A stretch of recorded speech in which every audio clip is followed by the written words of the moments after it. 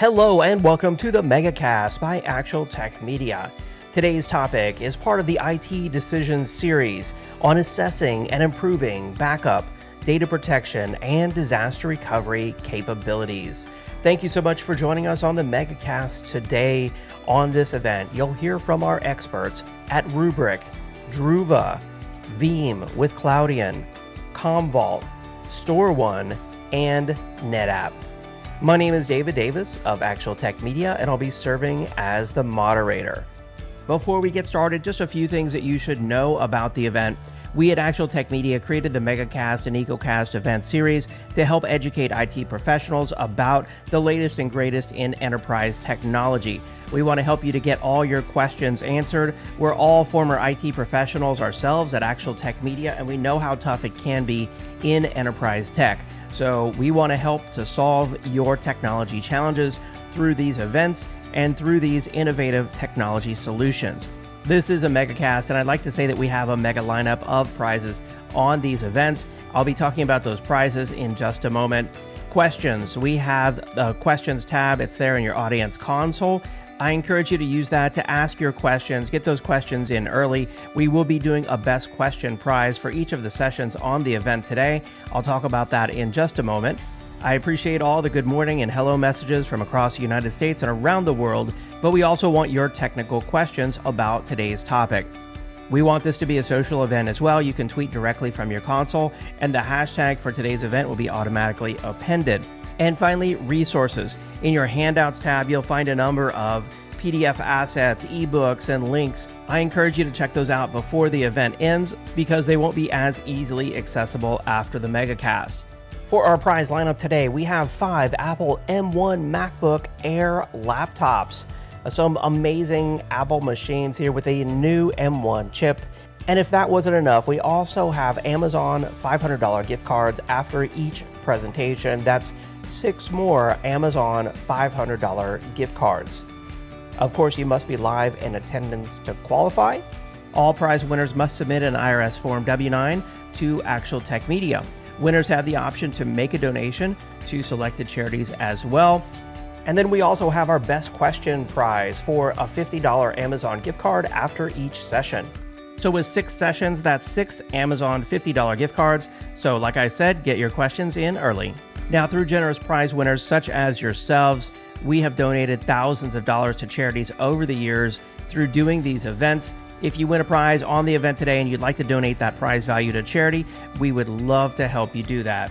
Now, we also partner with the Gorilla Guide Book Club. You can download free educational, full-length, high-quality books via the gorilla.guide website. You can also find that in your handouts tab. Now, the hashtag for today's event on Twitter is ATMMegaCast. You can follow Actual Tech Media on Twitter and me, David M. Davis, as well. Feel free to subscribe to all the Actual Tech Media social channels, YouTube, Facebook, and our 10 on Tech podcast over in the iTunes store. And oh yeah, we post all of our latest and greatest content on LinkedIn, so make sure that you follow us there as well. Now, before we jump into a few poll questions and I introduce you to our first presenter on the MegaCast, I ask you to stop for a moment, think about your disaster recovery plan. What does it look like today? If you had an earthquake, a tornado, a fire, a flood, whatever it might be, right now, today, I hope it doesn't happen, but if you did, what would your disaster recovery plan look like? Would it work? Are you confident of it? When's the last time you tested the plan? When's the last time you tested your backups? And not just recovering an individual file or an individual virtual machine or an individual database, but what about if you needed to recover everything? These ransomware attacks that are happening, these companies have to do mass restores. And in many cases, while they have their data backed up and they can restore it, they haven't ever tested a mass restore. And the time that it takes to perform a mass restore, unfortunately, they discover in some cases is weeks or a month. And then unfortunately, they end up having to pay the ransom. So take a moment and think about your disaster recovery plan, because it's a scary time for you and your company's data. We all have massively growing data sets. Our data is being distributed across mobile, across software as a service applications, across multiple data centers, public clouds, laptops. Our data is everywhere. It's not just in one place in the data center anymore that you can walk in there and put a hand on. Your company's data is everywhere, and it's your job to protect it. Unfortunately, it's being attacked and sold. And even if you can recover your data after a ransomware attack, in many cases, companies are being blackmailed. And even employee personal data is being sold and employees are being blackmailed. So it's a scary time for us in IT. So not only do you need data protection and disaster recovery, you also need strong security. Now, thankfully, cloud is a great innovation that has helped us to make this easier than it used to be in the past. With utility-based pricing models, we might only have to pay to store our data each month, and then an additional charge when we need to perform testing or actually spin up our DR site in the cloud. Cloud offers infinite scalability for disaster recovery. It's elastic. You can spin it up, bring it back down. It's DR on demand, push button DR in many cases. There are pre-built cloud DR solutions and they can be automated. I really like how disaster recovery as a service can make disaster recovery easier. But whether or not you choose to use cloud for your data protection and DR, you need to make sure that you have a solution for backup and recovery that's high performance, that can scale up to the size of your data set, because the data just never seems to stop scaling.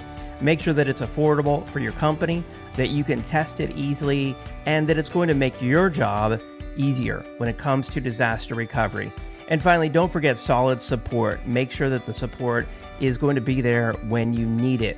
And with all that in mind, I'm excited to hear from some of the most innovative technology companies in the world today to learn about how they can help you in the real world to enhance your data protection and disaster recovery capabilities. Now, before I introduce you to our first presenter, I've got a few poll questions for you. All right, I've just brought up the first poll here of the event, which says, which of these are you currently challenged by in the area of data protection and disaster recovery?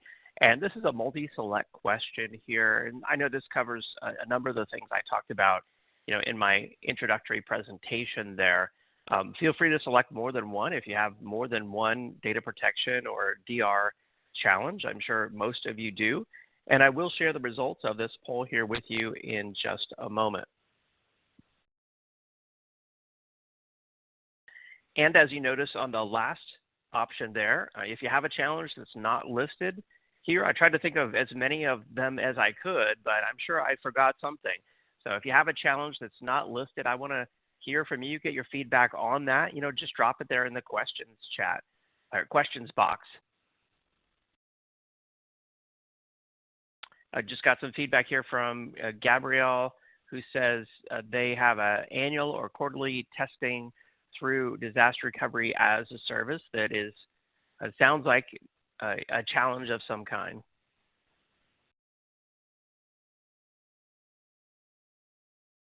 George says, we always take pride in being able to reach our data from anywhere in the world. Work from home has made this more of an imperative. Good feedback. Thank you, George. Thank you, Gabrielle.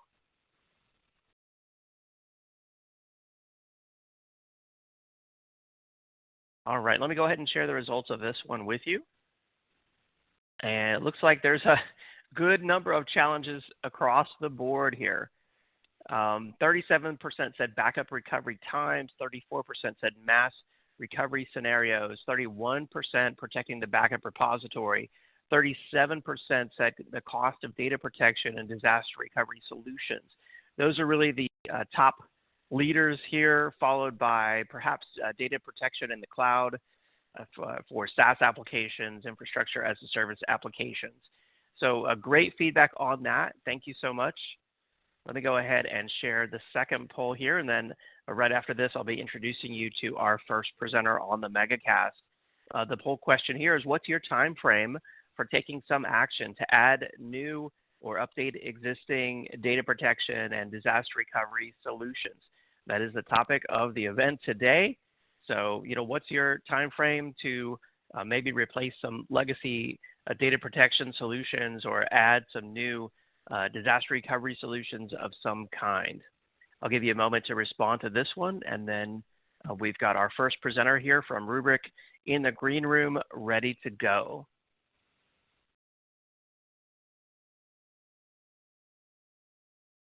Let's see, another piece of feedback here. Their challenge is looking for a low-cost option to back up 100 terabytes of data. Let's see, someone else here. Warren says data protection for PII data, personally identifiable information in the data set. How do you protect that type of data? Jonathan said licensing from expensive software services are a potential loss in the recovery scenario as well. Sandy said, we oversee 70 standalone buildings and don't have data protection, business continuity in place. What's the best approach to initiating an effective solution? I think you're in the right place, Sandy. We've got a lot of great solutions on the event today. So many good options, so many innovative solutions. So thank you to everyone who responded there to the poll, and thank you for all the feedback about your challenges in data protection and disaster recovery. I think we've got some great solutions to learn about on today's MegaCast. And with that, I'm excited now to introduce you and welcome our first presenter. That is Robert West, Inside Sales Engineer at Rubrik. Robert, great to have you on. Take it away. Good morning, good afternoon. My name is Robert West, and I'm a sales engineer for Rubrik based out of Austin, Texas. Today, we'll be going over the Rubrik Zero Trust Data Management Platform and how it enables customers to back up, secure, and access their data quickly, no matter whether that data resides on-prem, in the cloud, or SaaS-based such as M365. And we do so through a single console for management and monitoring. Due to the short amount of time we have today, there are features and capabilities that I won't have the time to showcase. However, for a deep dive demo of our capabilities around ransomware detection and remediation, sensitive data discovery, as well as orchestrating the automated disaster recovery, please feel free to reach out to your Rubrik AE. For today's presentation, I'm going to run through a few slides to give you an overview on Rubrik and then jump into a quick demo to give you a tour of the Rubrik user interface.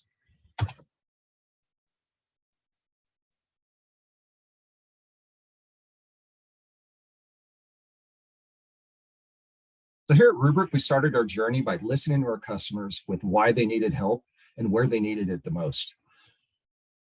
And from those conversations with our customers, we heard that the backup systems being used over the years don't align with what the business needs are of tomorrow. IT is being asked to do more with less, but the backup tools in place require a ton of manual effort and babysitting. As the data grows, the environment becomes more complex to keep up with the requirements. And these legacy tools have outdated architectures. Not only do they result in slower and inconsistent recoveries over time, they significantly slow down the organization's ability to adjust, pivot, and stay competitive. All of this forces organizations to buy multiple backup products from multiple vendors for different workloads and use cases and spend a ton of money in the process. That doesn't include the cost to train people or hire someone to run those legacy systems. And these are typically large CapEx purchases that require frequent hardware refreshes and carry unpredictable costs into future years. This was and still is our why. Why did Rubrik enter the market, and why are we working so hard to disrupt the status quo? This led us to focusing on three main areas to align with organizations as they go through their digital transformation, and similarly, where we believe we can help you and your team. The first is building a modern architecture with consistent innovation that leads to saving time, improving operational efficiency, and reducing costs associated with data protection. The second is providing a purpose-built platform for hybrid and multi-cloud environments to increase cloud mobility and improve business agility while taking advantage of the cloud's economies of scale. Lastly, but most importantly, is doing those two things with the utmost level of security. This includes meeting compliance across any industry regulation and ensuring your sensitive data is fully secure in the case of an unplanned event or disaster such as ransomware. This became our purpose an answer to how we're going to fix the problems that challenge organizations for so long. One of the reasons organizations are adopting Rubrik is because data protection hasn't changed much over the last 20 to 30 years. It's complex architecture that's made up of different hardware and software components that require a lot of time to manage and maintain. We modernize by consolidating all of these components and eliminating the complexity that comes from manual processes such as backup jobs, schedules, windows, tasks, etc., with a single software fabric that scales out infinitely to provide data protection regardless of where that data sits. And organizations aren't meeting recovery objectives with their legacy solution that often requires multiple steps to recover, often resulting in delays and downtime. With Rubrik, you can leverage Google-like search capabilities across the entire environment to quickly find and restore individual files from any point in time. Then you can mount the Rubrik backup directly to the host to instantly recover that data in seconds.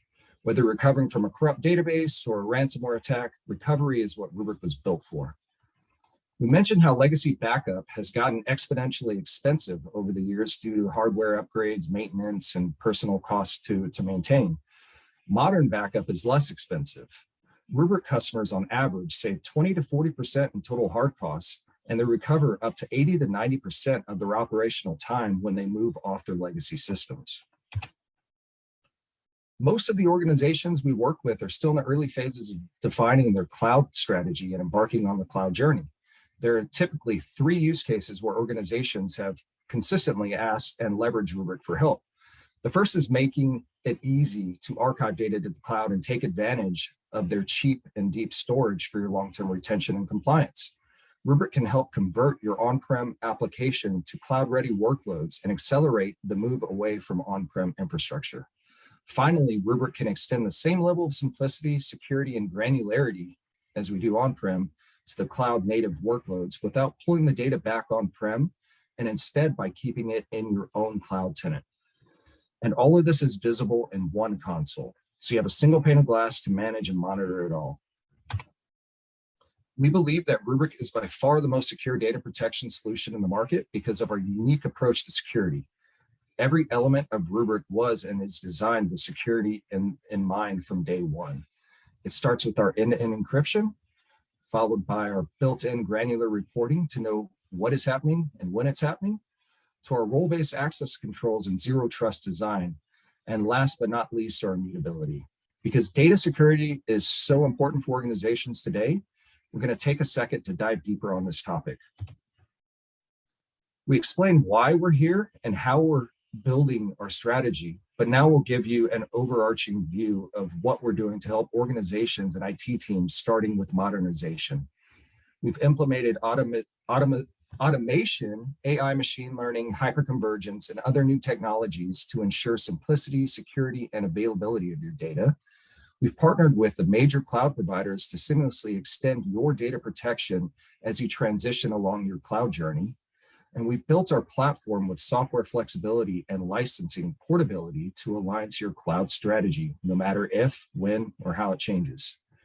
And we've used our unique position as a data protection provider to unlock intelligence from your backup data, turning it into a business asset.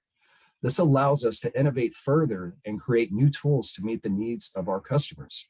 Today, we'll highlight 2 that are critical to every organization in cyber resiliency and data governance.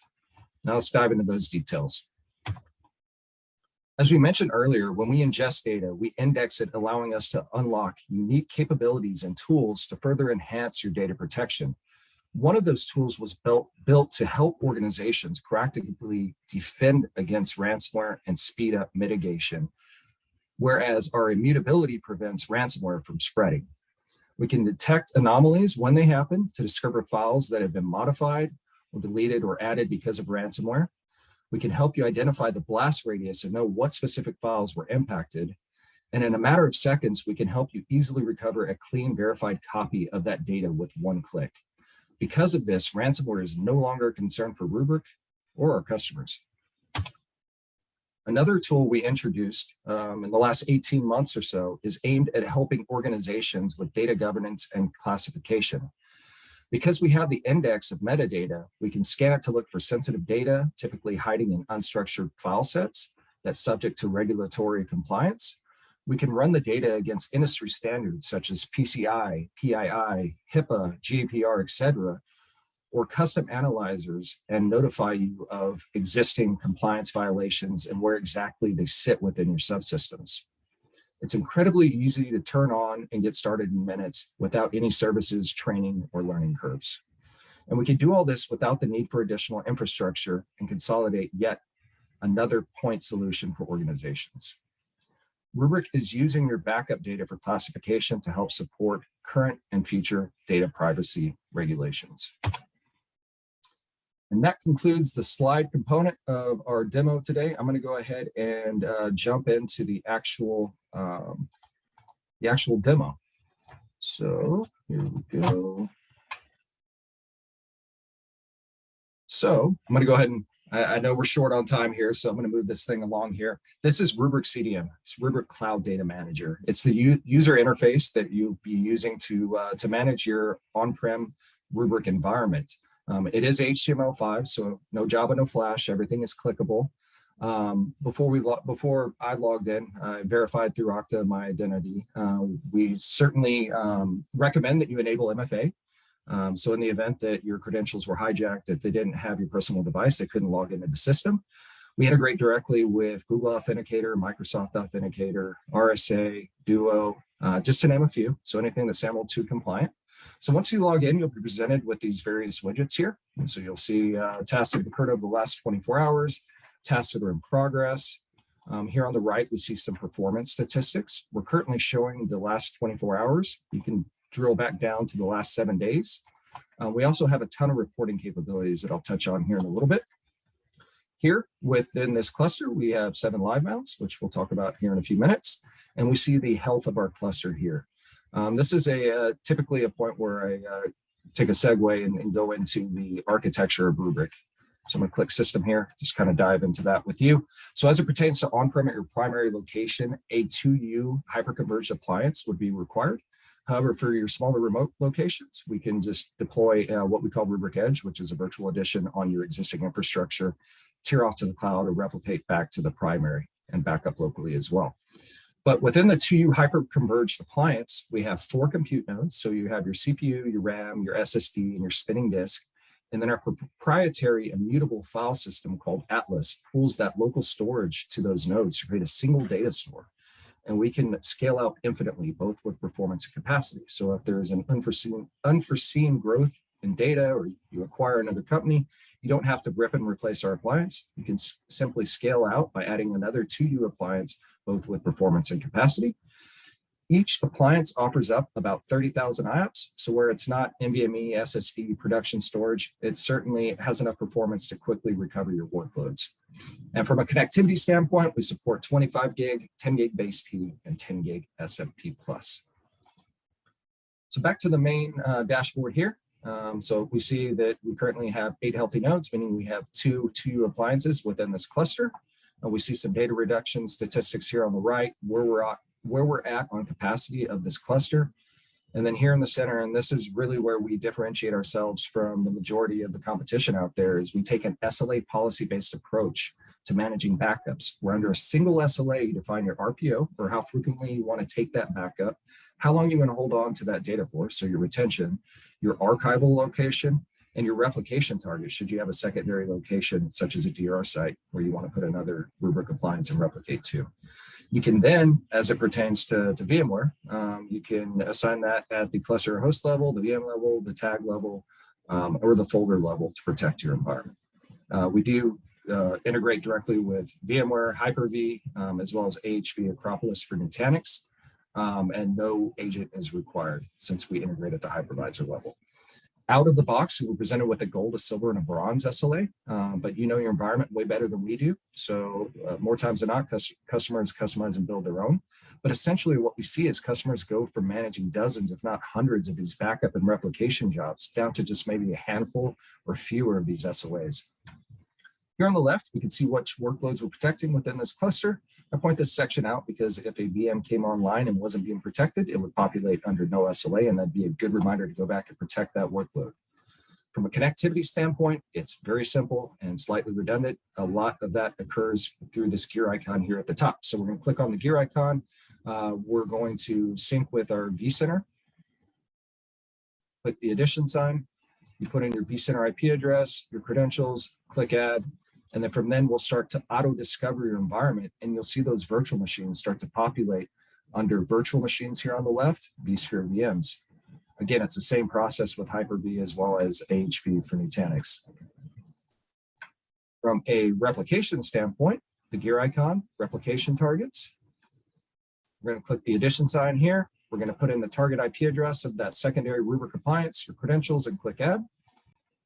And then from an archival standpoint, gear icon, archival locations, the addition sign. We're going to select the target that we have, and it's any kind of cloud S3 compatible storage, whether it's Amazon, Azure, GCP, Wasabi, just to name a few. We also work with any NFS or object store on-prem for cheap, deep storage. So from an SLA perspective, I'm going to go ahead and walk you through how we create an SLA and then show you how we assign it. So we're going to click SLA domains here on the left, local domains, the addition sign. We're going to give that SLA domain name a name. So I'm just going to go ahead and choose this one at the top, 4-hour 30-day Azure. As it pertains to VMware environments, we do support continuous data protection and provide you very granular recoveries. But here on the left, we're looking at our RPOs. Here on the right, we're looking at our retention. So based on the naming convention here, I'm going to take a snapshot every 4 hours. Let's say I hang on to that for 2 days. Let's say a daily for 30 days, a monthly for 12 months. And then let's say a yearly for 2 years. And again, this is completely customizable based on your requirements. You can then dictate when that first full backup occurs. Again, we're a first time full, forever incremental, and we're constantly rebuilding that backup chain on the back end to provide you with the synthetic full. So typically customers will go in here and dictate when that first full backup occurs. And then since the incremental backups are a light lift, we'll let Rubrik do our thing on the back end and load balance those backup jobs across your environment.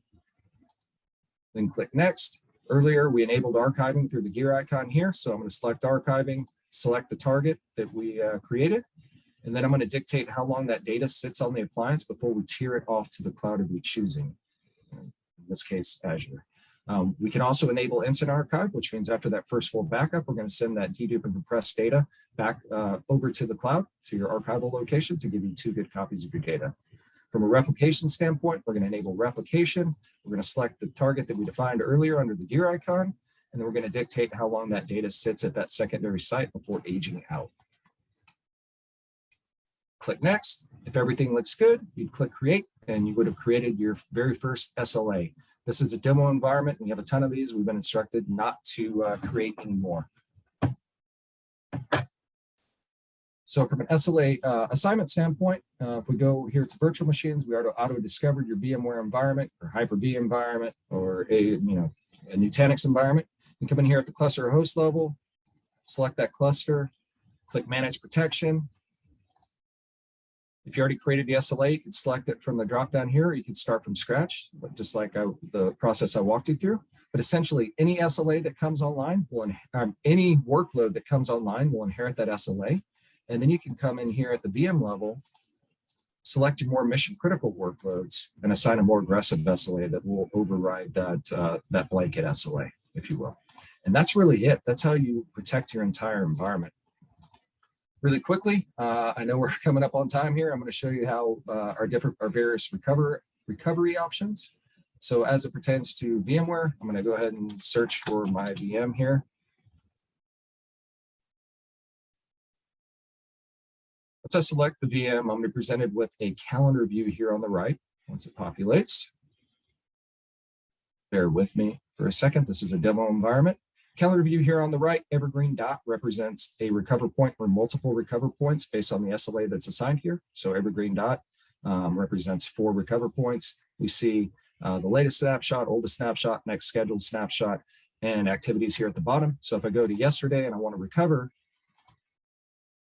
I have various options, right? I can do a live mount, which is a NFS point-in-time recovery spinning up from the actual Rubrik appliance and mounted to the server you're choosing. Good use cases for this is test dev. Then we also have instant recovery, which is a disruptive process. So this is a worst case scenario. Production storage is down. We're going to spin up that point in time copy from the Rubrik compliance and leverage Rubrik as the production storage for hopefully a short amount of time. Once your production storage is back online, you can just storage view motion that data over. And then we also, for VMware, have what we call in-place recovery, where we power down the VM in production. We send over the change block data based on the point in time that you select, and then power that VM back up into production. And then we stated earlier, the way we index the metadata, we give you Google-like search functionality. So I can search for a specific file that's located on this VM by typing in the name here. And then when I go to recover, I have the ability to download in place, restore, export to another location. If you don't know the name of the VM, you can search, click the ellipses here, recover files, and traverse the folder hierarchy to locate that VM. Lastly, I want to show you our capabilities as it pertains to SQL. So with SQL, we can do some pretty cool stuff. We can do point-in-time recovery, right? It doesn't require that our 15 meg agent sit on the SQL Server host. And that way we can back up not only the database, but also the transaction logs to get you that point-in-time recovery. So if I select my AdventureWorks database here at the top, you'll see the workflow is the same, right? We're going to still have that calendar view here on the right. And then this pane on the left showing us the SLA that's assigned, latest recover point, oldest recover point, and activities here at the bottom. So if I go to recover from yesterday, you'll see that I'm presented with this point in time slide here, right, in this toggle bar. So every green dot represents the snapshots that we are taking of the database, right, based on this SLA that's been assigned to it. And then these green lines here represent the transaction logs. So I can essentially go back to 4:48 in the morning in 16 seconds. We'll look at that last snapshot and then we'll apply those transaction logs to get you to that point in time recovery. And our recovery options for that are the live mount, which I just discussed with the vSphere VMs, right? That's a SMB3 share point in time copy from the Rubrik compliance to the SQL Server host of your choosing. A good use case there is test dev, or if you want to copy and paste it, or if a table or row is the lead in production, use whatever management studio you're leveraging to manage your SQL environment, copy and paste that data back on over to production, and then simply unmount by this tab here on the left, live mount. You would click an ellipses, click unmount. We would do all the garbage collection on the back end for you.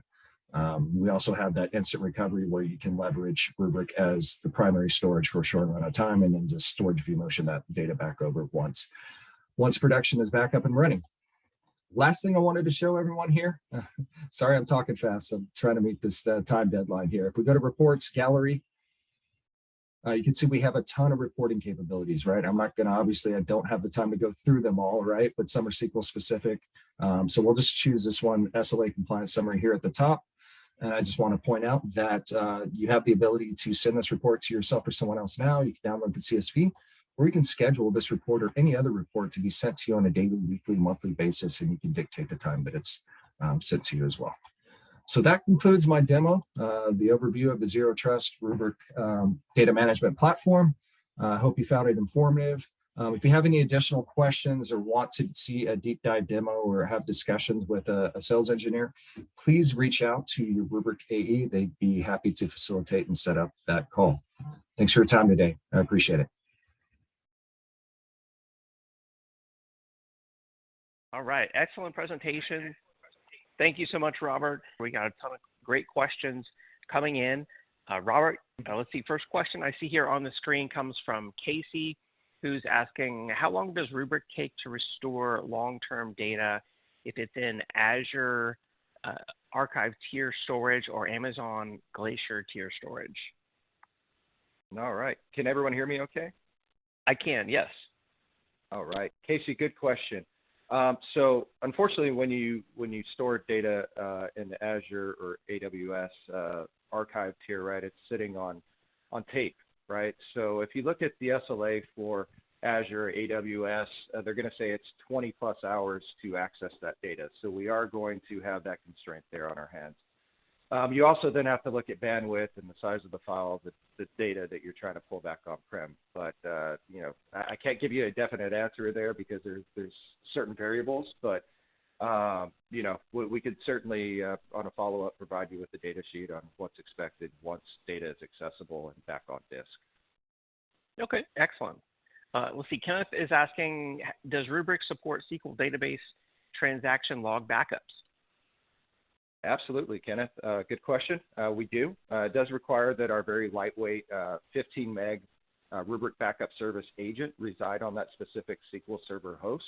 But this allows us to not only back up the database itself, but also the transaction logs to get you to that point in time recovery down to the second. So good question. Nice. Terry's asking, with VMware, what about restoring a single file on a VM drive? Yeah, thanks, Terry. Thanks for that question. Yeah, because of the way we index the metadata, we know where a specific file resides, whether it's on-prem on our actual Rubrik appliance, or if it's already been archived out to the cloud. And we give you that Google-like search functionality to search for that specific file and pull it back. Nice. George wants to know, is the Rubrik solution installed on-prem, or is it a cloud-based solution only? Right, good question. So as it pertains to on-prem at your primary location, a 2U appliance would be required, a 2U hyper-converged appliance. However, if you have cloud-native workloads or your M365 environment, your SaaS-based M365 environment, we can absolutely protect that too without any additional hardware being required. And all that can be visible through our Polaris GPS SaaS-based platform. So you'd have access to your on-prem environment as well as M365, as well as any cloud-native workloads such as Azure, GCP, AWS. Excellent. Roberta is asking, what happens if a dormant form of ransomware is backed up? Good question, Roberta. So we are garbage in, garbage out, right? So if dormant ransomware is residing in your environment, we will absolutely back it up if an SLA has been assigned to it, right, to that particular workload. Where we differ from a lot of the competition or out there in the market, right, is we're 100% immutable. So our immutable file system prevents that ransomware from spilling over into other known good backups. And then you team that with our ransomware detection and remediation tool, Radar, which I didn't really get a chance to showcase during this demo due to the limited amount of time. We're able to give you visibility as to where that the blast radius of that ransomware attack, to see what files were specifically infected. And then with our latest release, we now give you the ability to threat hunt based on your URL rules and hashing to detect that dormant ransomware in your environment and quarantine it and make sure that when we recover, we're recovering everything but that malicious code in your environment. Smart. I like that. Let's see. Florin wants to know how one can get an understanding of the price level for this solution. What's the pricing or licensing model around Rubrik? Yeah, so we're a comprehensive backup and recovery solution, right? So all licensing is included from our base entry point, right, as far as immutability, logically air-gapped, et cetera. The Radar, the ransomware detection and remediation tool, as well as sensitive data discovery to know exactly what sensitive data resides in your environment based on our pre-built analyzers for HIPAA, GDPR, PII, PCI, you name it. That is additional. But to get a better understanding of our pricing, you could certainly reach out to me via email, robert.west@rubrik.com. I'll put you in contact with your Rubrik sales team, and they'll get you some more clarification around that. Very nice. Yeah. And Adam's asking, you said the data is immutable, but would you also call it air-gapped? Adam, absolutely. Well, so let me backtrack there. It's logically air-gapped. So we already talked about the immutability. Once data is written to us, it can't be changed, altered, deleted, encrypted. But we are able to claim a logically air-gapped solution as well because we're not presenting ourselves over the network via SMB or NFS. Everything is done with secure APIs in the background. We don't even trust the own nodes within our cluster, right? There's security checks all along the way for all that intercommunication between the nodes. Excellent. All right. Well, Robert, I'm afraid that's all the time we have here in our live Q&A session. I see like 30 plus questions, still more left in the queue there for you. So maybe you can get back to some of those folks electronically. But excellent presentation. I love the demo. Thanks for being on the MegaCast. Yeah, thank you so much for your time, and thanks everyone for listening. And for more information on Rubrik, check out the handout that's right there in your audience console. That'll take you to Rubrik.com. All right, and with that, it's now time for our first prize announcements. We have an Amazon $500 gift card going to Charlie Rue from Ohio, and our first grand prize for an Apple M1 Air laptop going to Raul Sarmiento from California. Congratulations, Raul Sarmiento from California. All right, and it's now my pleasure to introduce you to our next presenter on today's MegaCast. Welcome, William Urban, Technical Marketing Manager, End Users and Data Security and Governance at Druva. Hey, William, thanks for being on. Thank you so much. Thanks for having me, and I'm pretty excited to chit-chat with everybody today. Absolutely. Take it away. All righty, let me start my little timer so I make sure I don't go over. Again, thanks to everybody for joining us. I know there's a lot of content today, and so a lot of it is going to be, we're throwing everything at you from a fire hose, and later on you're going to want to just kind of absorb all this and get back to us. So I'm just going to kind of jump in, talk a lot about stuff. Throughout the day, you're going to be hearing a lot of the same concepts, and really it comes down to, everyone is challenged with this kind of multi-cloud hybrid workload, SaaS applications and on-prem and off-prem and cloud. And, the reality of it is we talk to customers every single day, and, nobody says, I have one thing I want to protect. I have one application, or I have one database, or I have one, endpoint or server or something like that. People are struggling with this idea that they have to protect everything for different reasons, whether it's compliance, whether it's, just long-term retention, whether it's just for safety. And so, one of the struggles that IT is having is really, how do I just protect it all? And what does protection really mean? Because when you talk about data protection means a lot to different people. You talk to a security person, it means one thing. You talk to a networking person, maybe it's firewalls or ports. You talk to a backup and recovery person, it's something else. So what does data protection mean, and how can you leverage some of the new advanced technologies that are out there to really solve some of your problems? And that's kind of what we're really talking about throughout this whole presentation with all of the different speakers. So what I'd like to talk about is, it's beyond just backups, right? I've been doing this for 20 years, and, before it was tape libraries and giant silos, and, protecting your data meant just doing a backup and throwing it in a closet or throwing it on a truck in a warehouse and making sure that it was good just in case. But nowadays, there's so much more that you have to think about. You're talking about compliance and retention and, global reach, and, how much is it going to cost, and how fast can I recover, and how can I manage on-prem and my cloud? And it just becomes overwhelming. And so it's no reason that IT has really struggled for this part, right? You talk about protecting your environment, or, cloud journeys, or all this stuff. And usually the last people that get any love is kind of the backup and recovery piece. And so hopefully I'm going to talk about some of the advanced concepts that you can leverage in your environment to really make it an easier idea of how to protect and how you get more out of your data. And so, when you think about all of those things, right, you want to say, virtualization came around, it kind of changed everything that we did. You've got virtualization, you've got cloud, you've got SaaS, you've got all this stuff. You've got, changing the business models from, CapEx to OpEx and all this stuff. So how do you take those same concepts that you've improved your IT environment for and apply it to backup and recovery? So one of the things we want to talk about throughout this whole thing is that really at the end of the day, cloud sort of makes sense for you. It's very easy to, you want to spin up a new application, you go to your cloud vendor, you spin it up, you say, yes, this is correct, this is what I want to do, awesome. I can deploy fast, I can scale fast, it's resilient, it's got all that cool stuff. Managing it is one thing that you really kind of inherit some of the benefits of cloud from, such as they can be updated. I don't have to run and install patches. I don't have to worry about, updating hardware, updating firmware, or updating, policies or anything like that, because it's sort of kind of all organic. It's always available. It's always growing. It's always adapting.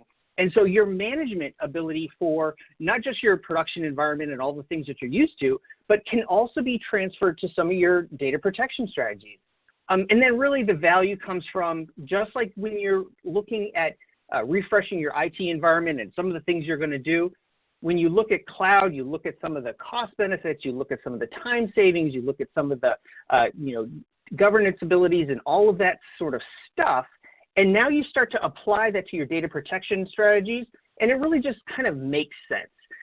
And so when we talk about how we can kind of modernize and revolutionize your data protection strategy, the Druva Cloud Platform is really kind of fundamentally different. We're kind of grown from the cloud up. We're a new player to the environment. We've been out for, multiple years, but really our goal was to start at the cloud. So, we're not 20 years old where you installed an application and run to a tape drive or anything like that. Built on the cloud up, we said, all right, here's what we're going to do. We're going to help customers protect all their data, but then we're going to derive value based on that data and based on some of the things that we could do by offering a cloud-based solution. So we're talking about all sorts of stuff. You don't want to have to go through and figure out 20 different applications and 20 different ways to protect different things. You want to manage it all from one location. You want to have one platform that can really protect everything that you care about, your on-prem, your off-prem, your cloud-based workloads, your SaaS-based applications, databases, legacy stuff, new stuff. All that stuff has to be kind of protected for a variety of reasons. And I know we've talked about that in the past for 20 years of what are you protecting it from, long-term retention and ransomware and all sorts of stuff. Now, when we talk about, so there's the backup stuff and there's the backup story and, creating policies and, deduplication and air gapping and immutability and all that stuff. Now, what I really want to talk about is, yes, everybody kind of does that. That's kind of table stakes at this point. What I really want to talk about is improving your cyber resilience posture. Now, when you think about some of the things that have been going on lately, a lot of it comes down to ransomware, concerns about compliance, concerns about security. So how does your data protection strategy go into that? You start talking about defense in depth and protecting the multiple layers of your applications and your network and everything. But where does this come into play for your data recovery, your backups? And so that's really kind of what I'm going to focus on, because we don't have a lot of time to talk about everything. I could spend 8 hours talking about all the cool things we can do, but I really want to talk about how Druva can improve your cyber resilience posture. And really it comes down to, because the Druva platform is a cloud-based platform, we provide the ability to give you the security and resilience based on some of the things that we have and kind of remove that burden on you. You don't have to worry about, is my operating system that my backup server runs up to date? Is it, are there any vulnerabilities? Do I have a piece of hardware sitting on site that could be impacted by a physical disaster or a physical, issue or something like that? Understanding that not only is my data security environment protecting my data, but it's protected itself because of how it's built, is a very important concept, and one of the things we want to talk about, making sure that your data is there, it's immutable, it's air gapped, right? When people talk about air gap, what they mean is, I don't want somebody to blow up my data and then be able to find my backup and screw that up, right? So you want to make sure that, all of the things that you're thinking about from a data protection and archiving and retention and all that stuff, all of the security things that you have to do for your production workloads kind of carry on into your data protection. Now, the other thing we want to talk about is really how do you manage this all? How do you really kind of focus on protecting all this? Because like at the very beginning, when I showed you that huge complex IT environment, right, you have so many things that you have to worry about on a day-to-day basis. The last thing you want to do is have to also worry about your data protection. You don't want to worry about recovery. You don't want to worry about, is my data safe and all that stuff. So the Druva Cloud Platform really provides you a centralized, unified management platform. And you're going to hear, single pane of glass throughout probably the day because, for the most part, you really want that. People want to have kind of a console or a platform or a window into their entire, system, whether it's protection, whether it's, managing your users, whatever you're trying to do on a day-to-day basis, you kind of want that single pane of glass. Now, the Druva experience really kind of goes beyond that because, again, everybody can, when you talk about backups, right, we've been doing this for a long time. You don't want just a copy of your data or a copy of your data somewhere else. What can you derive from that data? Can you gain value from it? Can you recover quickly? Can you provide some sort of additional features or additional concepts to your organization? And the answer is yes, you can. One of the big things that really everyone's kind of talking about, and I'll talk about, recovering data and recovering SaaS applications later, but really it's about ransomware. So ransomware has kind of changed how IT, focuses on everything. Whether you're talking about how do you protect your environment to, now we have, 2 years now that we're going on, people working from home and they're logging in with their laptops at night and, are they on an open VPN? Are they, compromising with a personal laptop? What happens when somebody does a phishing attack? Everyone's doing these trainings and, don't stick a USB stick into your drives, all kinds of stuff because this ransomware thing isn't changing. It's not going away. And it's becoming a very dominant focus for IT firms. And it's kind of changing how everybody approaches everything, right? When you think about, well, I'm going to install this new application, the first thing you think about is, well, how am I protected from ransomware, accidental, malicious, all of those things, right? So ransomware is kind of changing how everybody focuses on what they are doing, whether it is, email, whether it is files, whether it's, mobile devices, whatever. But it also comes into play when you're thinking about backups and recovery. And so this is a very terrible drawing, and I apologize that. But one of the things I wanted to really kind of focus in on, and I kind of doodled this, one day on a meeting, is, when you think about data protection, it's not just your data that has to be protected. It's your data environment. It's your, the thing that controls what backs up. It's the thing that protects the recovery aspect. If somebody, if you've got a Windows box and you're running some application and that's protecting your data by running some backups, even if the backup is secure somewhere else, you start talking about this 3-2-1 and the one is, off in the cloud and stuff like that. It doesn't do you any good if, one, there's a physical disaster, a hurricane, sort of thing, power outage, whatever. That doesn't help the device that's running your backups. And also ransomware. Ransomware comes along and, these ransomware things are getting really smart. So they start to find those backup files. They start to find network shares. They try to find all that stuff. So they're trying to not only hinder the fact that, if they can ransomware your environment, if they can lock up your files or whatever, hopefully they get a good way of, extorting some money out of you. But they also know that, most people now have a backup. They've got a DR site. They've got something that they can recover from.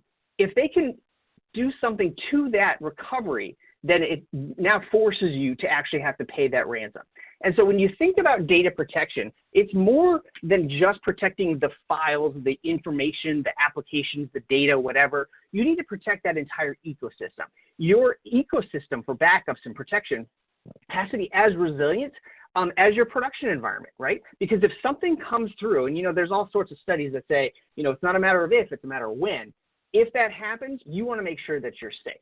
So I'm going to kind of go through some of this stuff, but really beyond just backing up your data, right, and setting up policies and SLAs and RTOs and RPOs and stuff like that, what else can you derive and what else can you gain from having a platform like the Druva Cloud Protection Platform? Well, for one, you can start to monitor the access from everywhere, whether it's API access, whether it's unusual data activity, whether it's behavioral. So, all of a sudden, you've got all these people who are backing up or restoring from a country that you don't have any users in. You want to know that so you can kind of understand that. Unusual activity. All of a sudden, you have these things that are happening like, every single day I'm doing backups.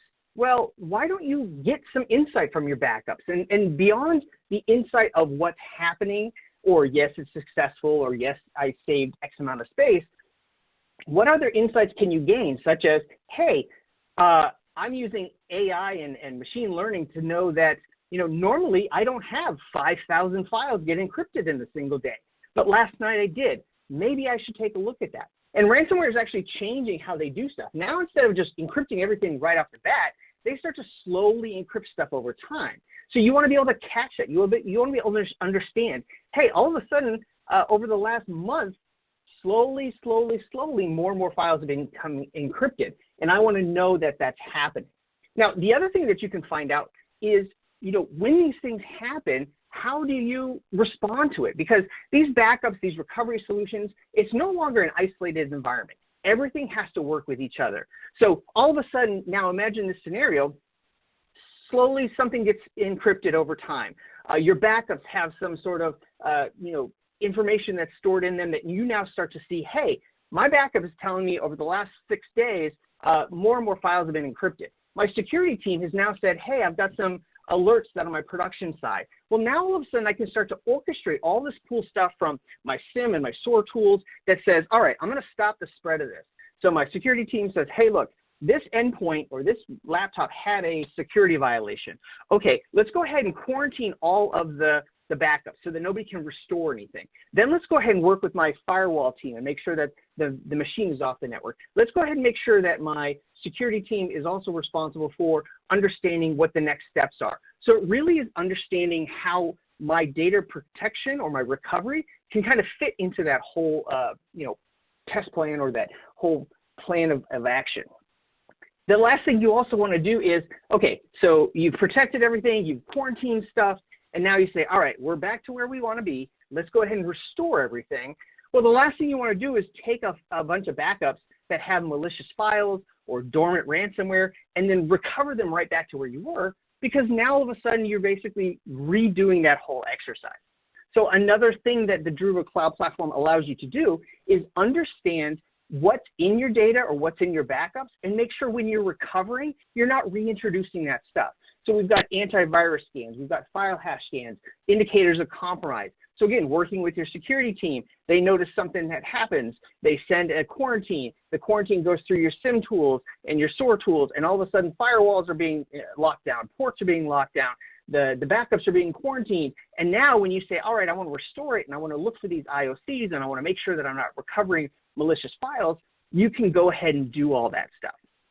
And in addition to all that, you want to make sure that you can recover what you need over time. So one of the cool things that Druva has is what we call a collated snapshot or collated recovery or consolidated recovery, whatever you want to call it. But think about it. You've got files that have been encrypted over, let's say, the last 3 weeks. The last thing you want to do is go to yesterday and find all the good files and restore those. And then go to the day before and find just the good files from there and restore those. And then the day before, et cetera, et cetera. So you can actually take and say, all right, my security team said this is when it happened. Here's what I'm going to look for. And I'm going to consolidate all of that stuff and create one single backup and one single recovery, recover it, make sure that I do antivirus, look for IOCs, make sure nothing's encrypted, make sure nothing's bad. Then I can easily recover that entire thing. Now, what if, so we talked about ransomware, and I know I'm going really fast, but I only have a couple more minutes. But you talk about ransomware, you talk about things that are happening, but what about malicious actors or, somebody who gets a phishing attempt and they gain access to your environment? Well, a lot of times you hear this 3-2-1. One of the things we want to talk about is kind of putting that extra +1 into 3-2-1, which is what we call it as a rollback action. Basically what it is it's a copy or a recycle bin or whatever you want to call it of your backups in case something happens to your backups. So they're immutable, they're air-gapped, but if an administrator comes in and says, yeah, go ahead and delete all that stuff, we're going to be like, all right, well, hold on a second. Like, you normally don't go in and delete 500 backups on a daily basis. We're going to retain that. It's going to be inaccessible to the user. We're going to contact you and say, hey, are you really sure you want to do this? Because it's Thursday night at 2 a.m. and normally you don't do this kind of stuff. Let's find out. And if so, we validate that the user is correct, we validate the ownership, and then we can actually restore back into the environment for the customer so that they can have access to their data. So even whether it's ransomware, whether it's malicious software, or a malicious user, you still have that data protection and that recovery. And then it goes beyond just that, right? So you want to make sure that you can copy and protect everything. So we're talking about Microsoft 365, Google, Salesforce, on-prem, off-prem, robos, all that stuff. And I'm just going to kind of show you some of the screenshots because, with 20 minutes, I didn't have time to do both a demo and talk about all the stuff. But the idea being that nobody just has one application anymore, right? You're moving to the cloud, you're doing things like Teams, you're doing, things like I need to have a legal hold for my Microsoft 365. I need to have search and indexing for my Salesforce. I need to be able to take my virtual machines from my VMware on-prem, my VMware in AWS, plus my Nutanix AHV, and protect them all and be able to recover them to any place that I need to, and still have the same sort of common, interface to do all of that stuff. I want to make sure that I can quarantine. I want to make sure that I can understand what's in there. I want to make sure that I can do text and search and GDPR and all that stuff. Chain of custody logs. I'm going to kind of fly through some of these screenshots. Understanding sensitive data governance. You now have this huge storage of all your backups. Why not do something with it? Grab some insight, understand what you have. Do you have PHI? Do you have PII? Do you have index searching? Find out what you can from that data, or again, drive value from there. So looking for sensitive data governance, federated search, going across all of your files. Unstructured data is just this huge complex thing. Understanding what you have in there, not only from a security perspective, but also what do you have from a, just a data perspective. How do you remove it? How do you do sort of things like, select and destroy and making sure you get rid of stuff, etc. So I'm going to go through this because I know my timer just went off. But one of the things I want to talk about is just understanding that how cloud and the Druva comparison, or the Druva cloud platform, can really reduce your cost and complexity, because you are now protecting all of these different workloads with a cloud-based SaaS application. Why Druva? A whole bunch of awesome stuff. Mainly, we're in the cloud. We protect all of your stuff. Transparent, consumption-based, predictable pricing. All of that advanced concepts like search and ransomware recovery and consolidated backups and everything like that is all part of that. And we can really help you go through and accelerate not only your cloud migration, your cloud journeys and all of that stuff, but how you protect all of that. Whew. Okay, now with already going a minute over, again, we have so much we can talk about. You can try it for free online. Check out the TCO calculator. Understand how cloud workloads and cloud-based recovery can actually save you a lot of money. And then you can get in touch with us at druva.com. So with that being said, I know we're going to jump into some questions and stuff that I saw.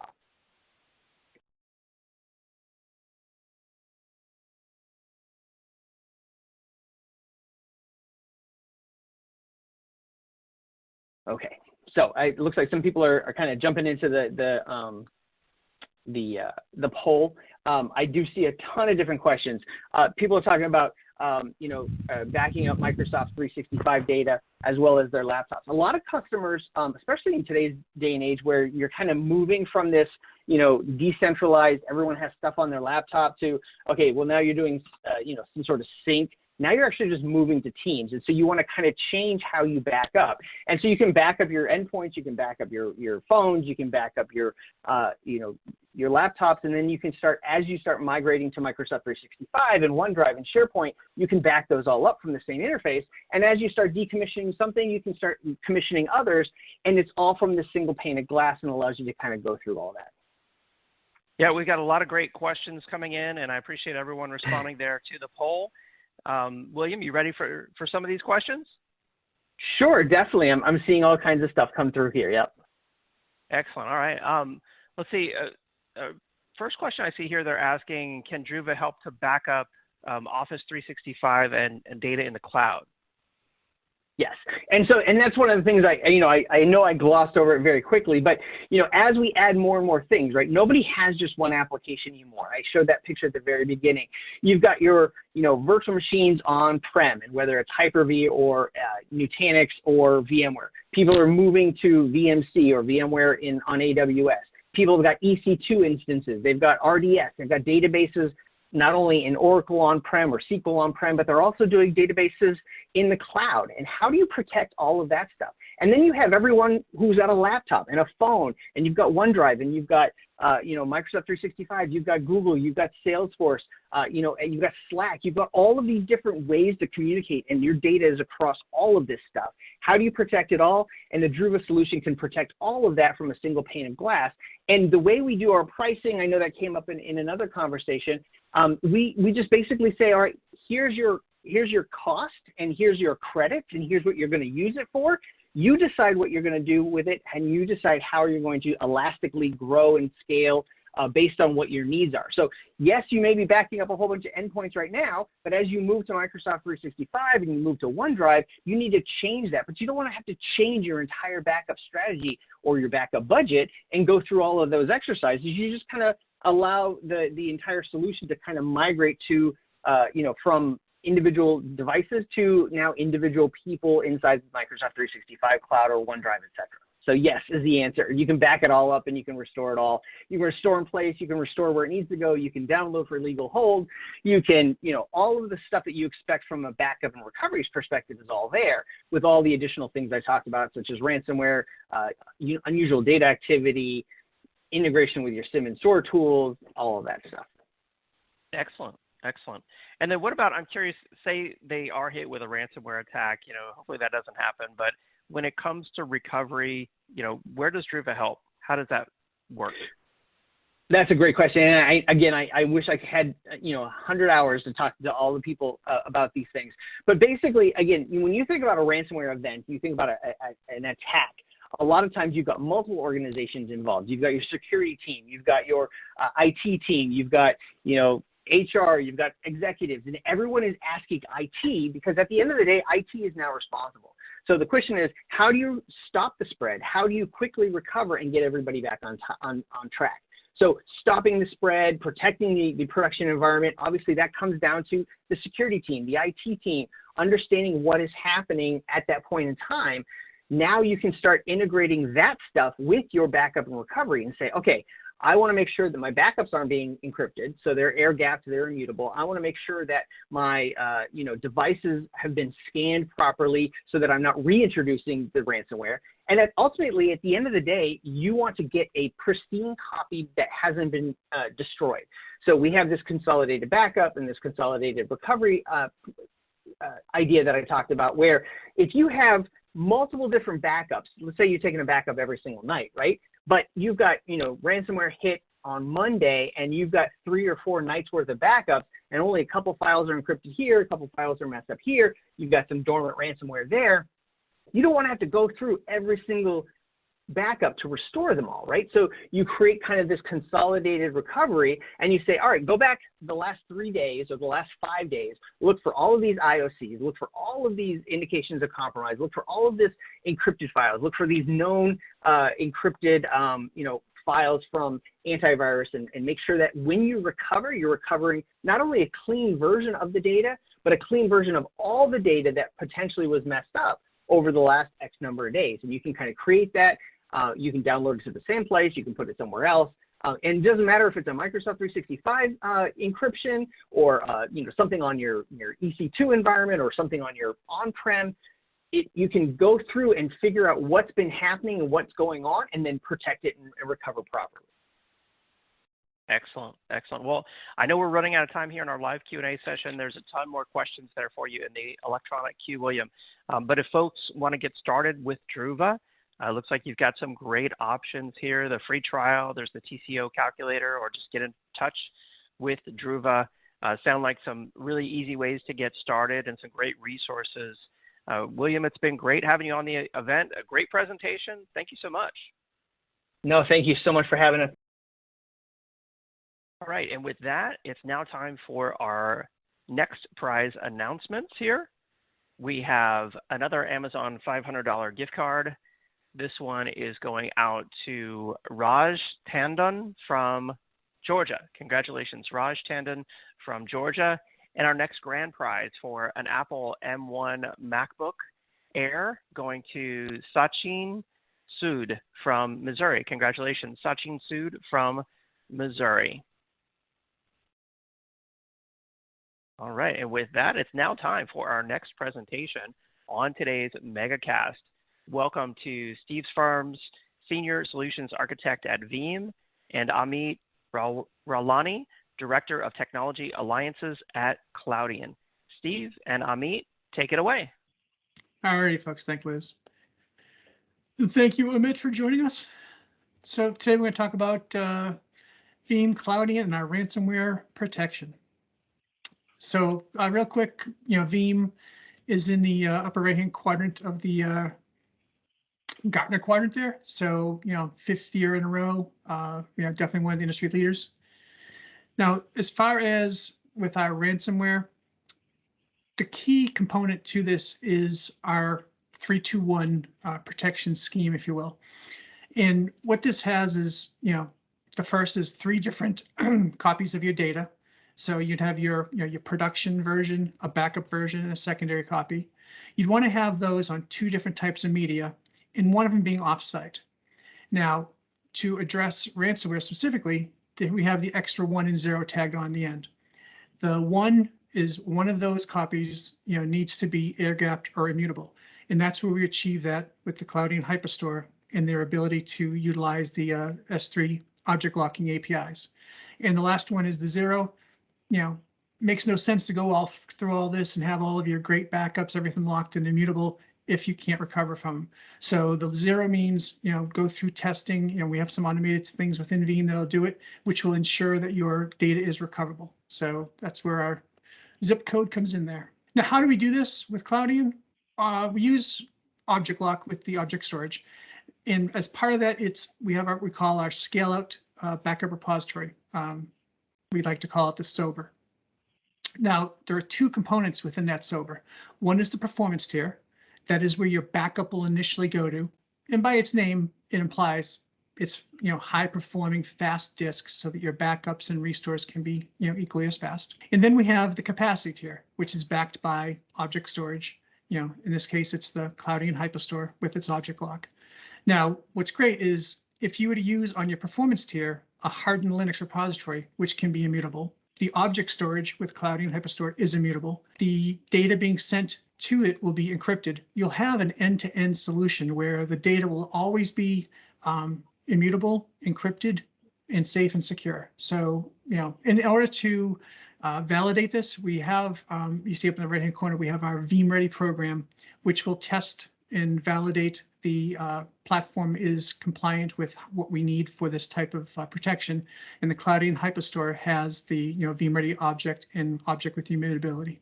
Thank you, Steve, and welcome, folks. I am going to talk to you guys a little bit about Cloudian before we get into the specific solution for ransomware protection. All right, so meet Cloudian. We are the leader in data management for hybrid cloud. So this is a larger play than just the data protection ransomware piece. But what Cloudian is a software-defined storage that enables hybrid cloud for our customers. Our biggest value prop that we bring to the table is military-grade security with limitless scalability and seamless cloud integration.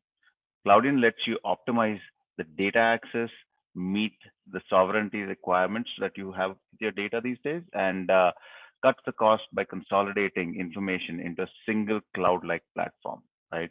The unified storage environment that spans edge to core to cloud simplifies your storage needs as well as saves you 60% over standard traditional enterprise storage that you may have today. Some of the key features of Cloudian include Cloudian's cloud native design features. Basically is the industry's most compatible S3 API set today, right? And that's the storage language for the cloud. Cloudian is the only enterprise system built from the ground up on the S3 API. And this includes every S3 API call as well as error code that is there today. With full S3 compatibility, you know that the software written for the cloud, something like an AWS S3, will work with Cloudian and vice versa, right? Cloudian service-ready architecture offers the most complete set of management features available in an object storage system.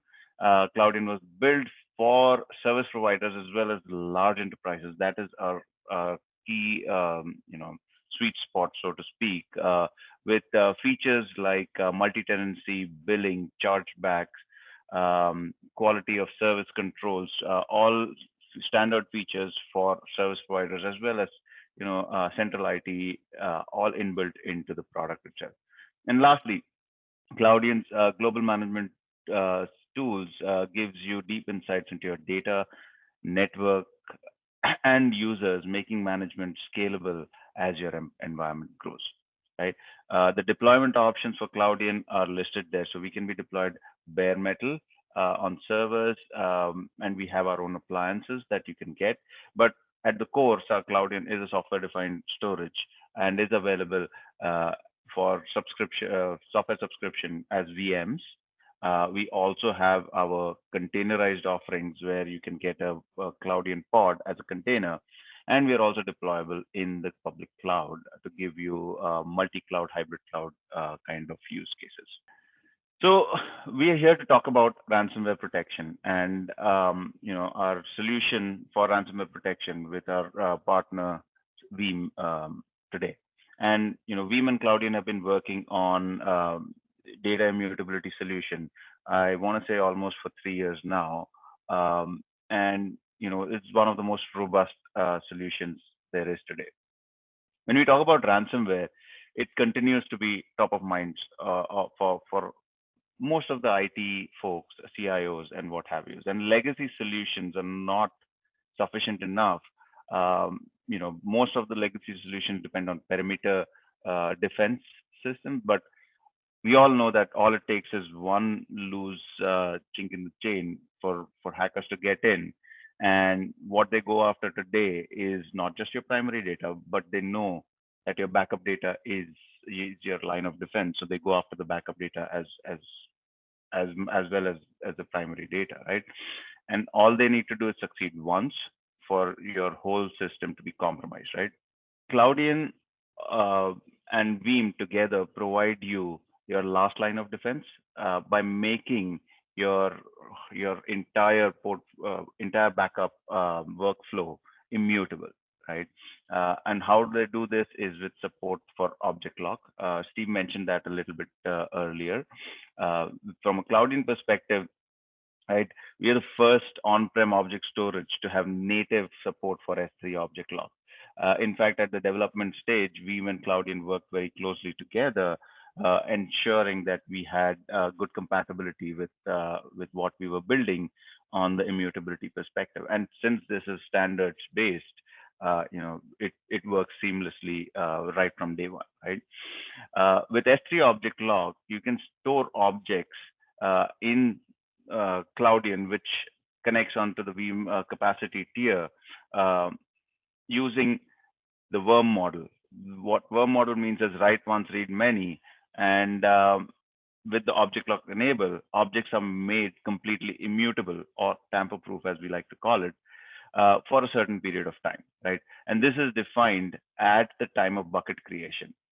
Now, on the Cloudian side, we support all the modes that are there for object lock, which is governance mode, the less stringent mode where you have administrators being able to unlock the data locks just in case there is a requirement or unintentional locking. This is typically used for internal test modes and likes.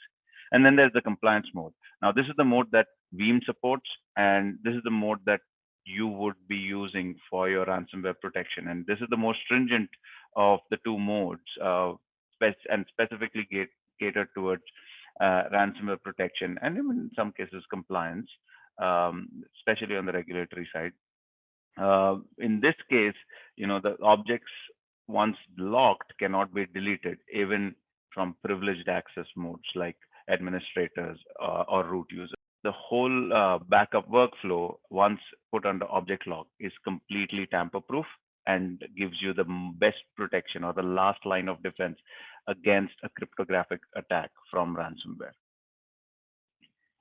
But it is not just enough to have your storage lockdown objects with a software feature such as object lock.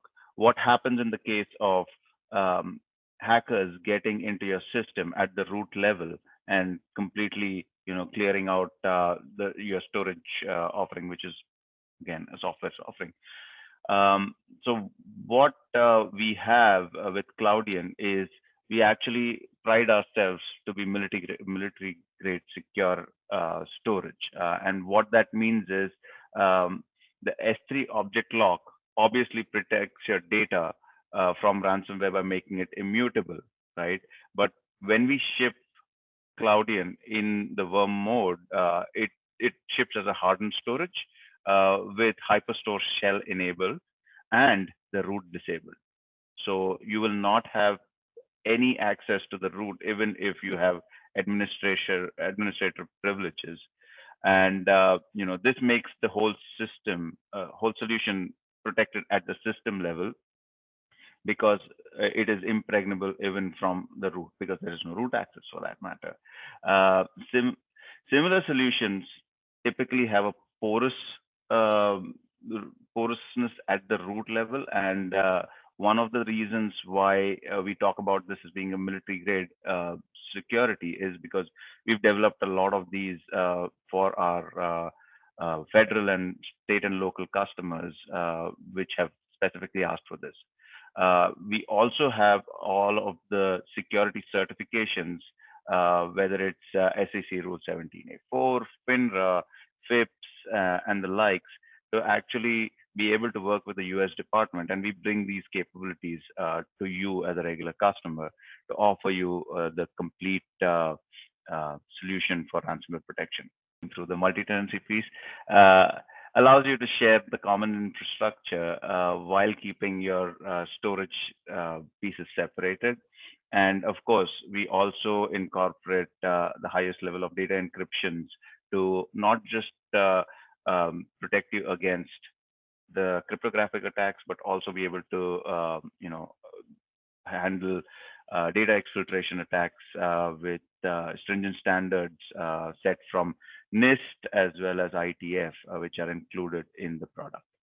Here's a quick example of what it looks like from a workflow perspective to prevent ransomware attacks. Right? It all starts with your backup workflow from Veeam, and Steve will go through it through some slides after this. But it starts with Veeam. You start your data backups just regularly, and you get the option of choosing your target as well as setting the workflow to be immutable. This is the point where you also mention how long you want the immutability to last, and all of these parameters are then automatically taken over on the Cloudian side, and a bucket with the set immutability is created. And objects within those buckets are specifically marked with the immutability that you have, and that's about it. After this point, all of your backups landing in those in that object are immutable for the duration that you've set.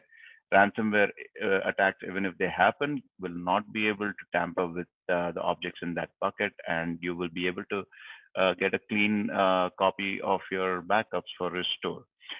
I'm going to pass this back on to Steve to walk you guys through what it actually looks like. Steve? All right, thank you, Amit. So we're going to go through and show how to set up immutability on both the Hyperstore side as well as within Veeam. And as Amit mentioned, we use the compliance mode, and what this does is, as he said, it helps prevent that malicious inside attack, if you would. So like in these examples, I set up for this session, I set up an immutable bucket, went through it, and then I decided to try to turn it off. Right? Someone wants to go in and turn off the immutability because, well, I can't delete it, but well, I can turn off the immutability then delete it. Wrong. You're going to get a message popping up saying can't do it. You can't do it. It's enabled and there's stuff on that bucket. And if you go through and you try within Veeam to delete the backup job, because as Amit said, one of the first things that ransomware and hackers are going after now is that backup copy. Well, you're not going to be able to, right? So you're going to get this nice little message saying, the backup deletion failed because it's immutable in this case, until somewhere in March. Now, the first step is you go into your Hyperstore GUI, and you would create your bucket, right? Very simple. You click on the button that says add a new bucket. You give it a name, and over on the right there, step number 3, you want to enable object lock, and then you hit create. That's it. Your bucket is created and ready to be used by Veeam. So now within the Veeam interface, again, it's a repository. So you're gonna, within our navigation bar on the left, you're gonna click on the backup repositories. you're going to go up and do the, add a repository. And then on the right-hand side, you're going to choose object storage. You can have a lot of choices, but, in this case, the Hyperstore is S3 compatible. That's your option. So once you get in there, it's as simple as you pick the service point. So this is something that, when you set up your Hyperstore, you can configure, and certainly the engineer who's working with you from the Cloudian side will, instruct you and go through this. So you pick your service point, select your region, and then your credentials, right? So these are the key and secret key that are created when you create your user within Cloudian. So you enter those into Veeam, or you select it if it's already been entered, and your bucket's ready to be created. Now, we talk about the immutability, right? So now that I've connected to my Hyperstore, now you have a choice. Now, if you know the bucket name, you can just, free form and type it in there. Or you can hit browse and look for the bucket that you have access to. Once you do that, then you can hit the browse button and create a folder, right? Or pick a folder, create a folder for your backups. Now, the step number 3, where you check the box, that's what you do. You check the box and say, make the recent backups immutable, and you pick your number of days, in this case, 30. Now, on that previous slide where I showed you selecting that object lock on the Hyperstore GUI, if you did not select that, then if you tried to select this button within Veeam, Veeam would come back and say, no, this bucket is not set up for object lock. So a nice way to, to the synergy between the two products. So once you've had this, hardened, object locked enabled repository within Veeam, now this is where we talk about, in the earlier slides with the sober configuration. So now in this case, I go into my sober, whether it be a new sober or an existing sober, and I go in and on the capacity tier settings, you're going to hit that checkbox that says extend scale out backup repository to a capacity tier. When you do that, you can again drop down and pick, in this case, your Cloudian. Now you have 2 options. You can copy and or move your backups. And what those do is, as soon as a backup file is created and closed within the Veeam performance tier, it'll immediately start getting copied off to your Hyperstore. And then you have the move, which will be, let's say I want, in this case, 14 days. Any files that are older than 14 days, backup files, will get moved over to the Cloudian as well. So it's a great way to, reduce the amount of that expensive performance tier disk that you need, as well as, cleaning up for performance reasons. And last but not least is that option 4. So while it is optional, it is highly, highly recommended that you select that encryption button. So this way, again, when the data is being sent off to the Cloudian device, it'll be encrypted. So again, it is strictly optional, but it's highly, highly, highly recommended. So now here's a list compiled from both of us that, some great links that will provide you additional information and resources to help plan and design your ransomware solution. So, definitely go through this. There's a lot of great content in there. As far as for Veeam, if you want to, test this, just go out, scan the code, take you out and get you a free trial of our, Veeam backup and replication software, and you'll be off and ready to go. Any last thoughts there, Amit? No, I think you covered it all, and thank you for giving us the opportunity to work together. It's been a great relationship, and looking forward to a lot more collaboration and working together on this. And we will. Yeah. All right. Thank you, folks. All right. Great presentation. Thank you so much. We do have some questions here coming in from the audience. And while we take those questions, I've just brought up the poll question for everyone out there in the audience. We do want to get your feedback here on the poll, and we appreciate that. Steve and Amit, you ready for some Q&A with the audience? Absolutely. Excellent. Good. All right. Let's see. First question I see here that came in, they're asking, they say, let's see, I know Cloudian is a storage appliance. Can you detail the deployment options for Cloudian with Veeam? Yeah, absolutely. And, mentioned this in the presentation a little while back, not completely clearly. And I understand the question because Cloudian has traditionally been an appliance company, but at its core, we are a software-defined storage. So the deployment options are plentiful. We do still have appliances, but we pretty much run on any x86-based option there is. So you can look at our designs with the Dells, the Lenovo's, the Cisco's, or HMC for that matter.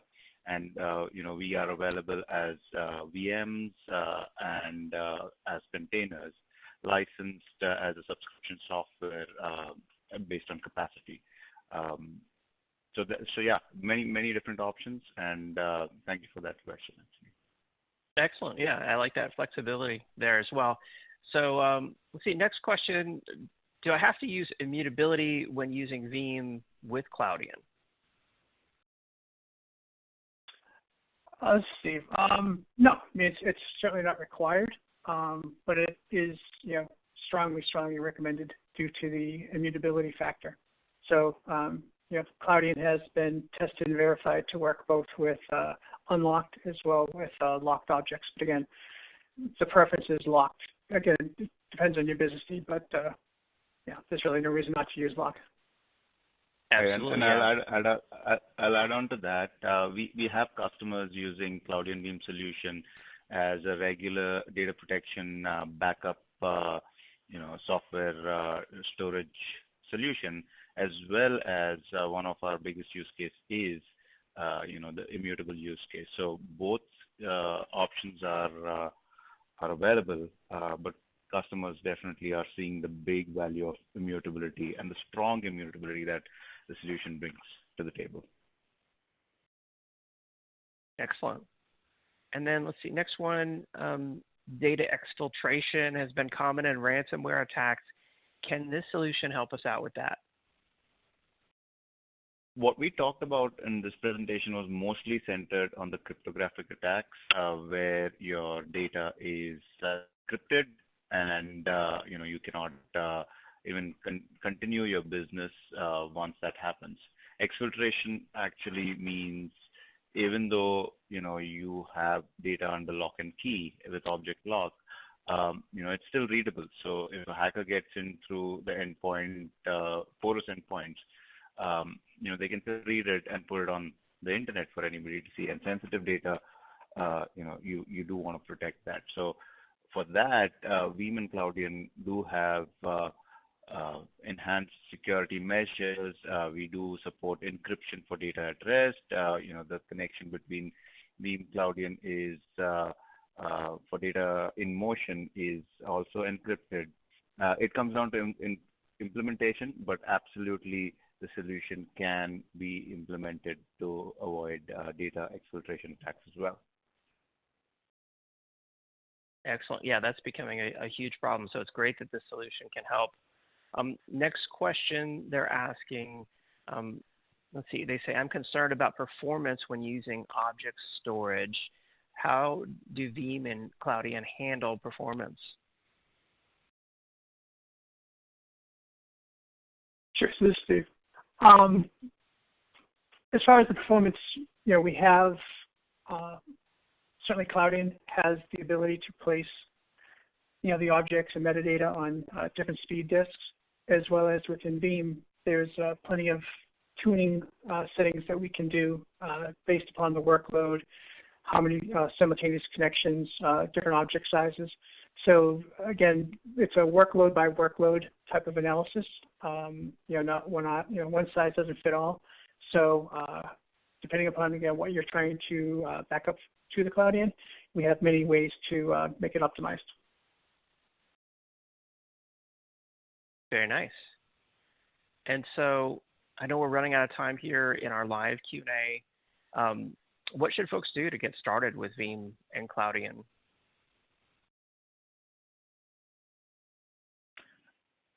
So one of the end slides you can actually go to and take a look at some of the content available on the Cloudian website. You can get free versions of Veeam as well as Cloudian. and you reach out to our folks on the info channels, and we can definitely hook you up with trial versions as well as how to get you started with the solution in quick time. Excellent. All right. Well, Steve and Amit, a great presentation. Again, thank you so much for being on the MegaCast today. Appreciate it. Thank you so much for having us. Yes, thank you. And for more information on Veeam and Cloudian, I also encourage everyone to check out the Handouts tab. There is a solution brief you can download that talks about the joint solution between Cloudian and Veeam. You can download that for additional information, and of course visit the Cloudian and Veeam websites. And as Amit said, there are free trials of each of the solutions available. All right, thank you to everyone who responded there to the poll question. I will leave that up while I announce our next gift card winner. We have another Amazon $500 gift card, this one going to Ari Bricker from Connecticut. Congratulations, Ari Bricker from Connecticut.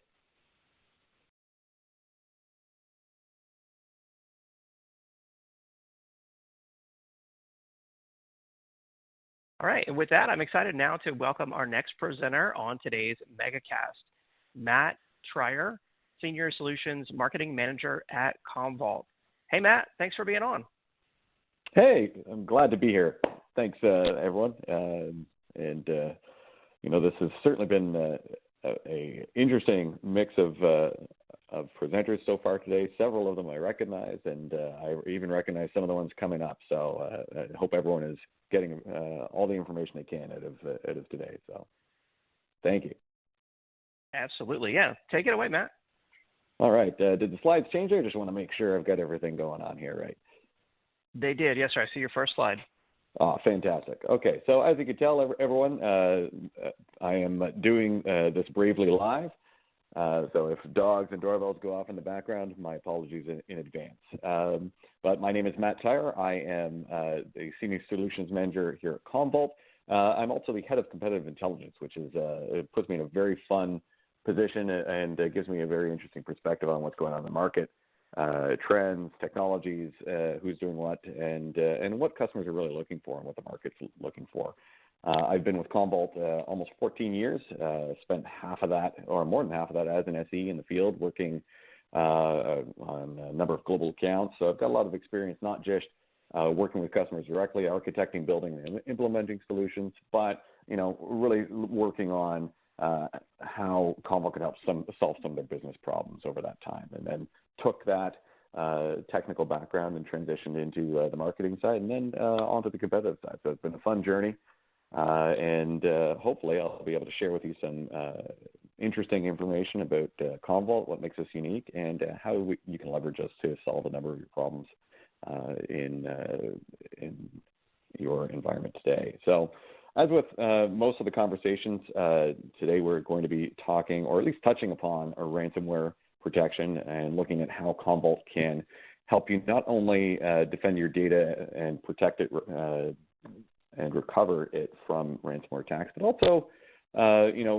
kind of on a broader level, look at what we do at a grand scheme to help you manage change within the environment. This can be good change, bad change, but just change as a whole. As everyone knows, their environments are rarely static. And so having the ability to change and having a solution that can change with you is becoming increasingly important, especially as we're seeing that pace of change in the market in terms of apps coming online, offline, changing, migrations, cloud, multi-cloud, and of course the ever-present threats. You need something that can respond and anticipate some of those changes and give you that peace of mind that as you change, you're going to be able to have that protection sitting behind the wings there. So our agenda today, I want to set things up. First and foremost, and because there is just so much information coming out of this MegaCast, it's been fantastic so far. I wanted to start off with talking about, okay, well, what three things do I really feel make Commvault stand out? Which three ways do we critically support your change and reduce your risk with our platform? Next, I wanted to talk about two of the key use cases that we're having the most conversations with customers about today. First, obviously, being ransomware, looking at how we can not only detect potential threats, but of course protect you from them, and orchestrate a quick and rapid response to get you back into normal business operations as quickly as possible. And of course, cloud being, the other big topic that we're talking the most with customers and the market, looking at what Commvault can do in terms of providing you with cloud-native data protection, migration to help accelerate maybe moves to the cloud, and of course, being able to rapidly recover with Commvault and our SaaS platform, Metallic, across a multi-cloud. So with that in mind, let's look at, where I'm building the story around, the story of change. Always expect the unexpected, be ready for change. This is a true story here. Now, I certainly am not The Rock. I don't look like The Rock. I'd like to think that I can tell a joke like he can. But, as in the data center, as in life, change sometimes comes unexpectedly. In this case here, we moved into a new house. We've been doing a whole bunch of renovations, and literally we had just finished kind of wrapping up one project, redoing the stairs, and we were just kind of taking that deep breath and going, all right, all of this change is done. Now we can kind of save up for, a trip, or, just kind of stow it away, and then that same day, come to go get something from the garage, and I see water all over the floor from the washing machine. And it's just like, oh my God. So just when we thought we had everything stabilized and we're ready to move on to the next project or what have you, change came and upset that apple cart. So, with that spirit of change in mind, that's kind of the framework that I'm going to come through the rest of the presentation with, in terms of being able to react to change, react to risk, and just always be prepared for that unexpected thing. Now, outside of The Rock, I did have another joke that I was going to run with, but didn't really know the audience. But, when I think expect the unexpected, I always bounce back to Monty Python and the Spanish Inquisition, so we'll just quickly go past that. But what I wanted to start with is, let's look at, from you, this poll question here. What's the most important thing your organization needs today from your data management solution that they don't have?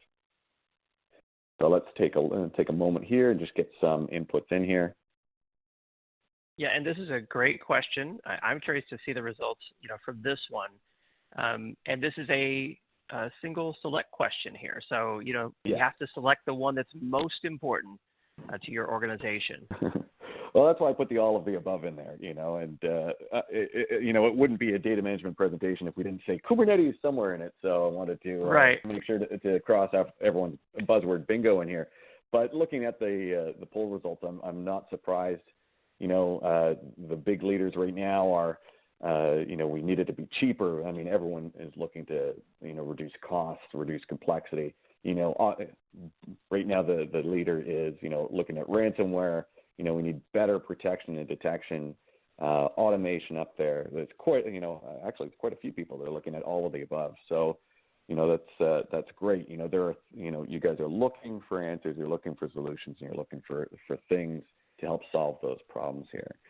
And given that I'm kind of the last of the data management presenters to go today, I know we've got a number of the other vendors still going.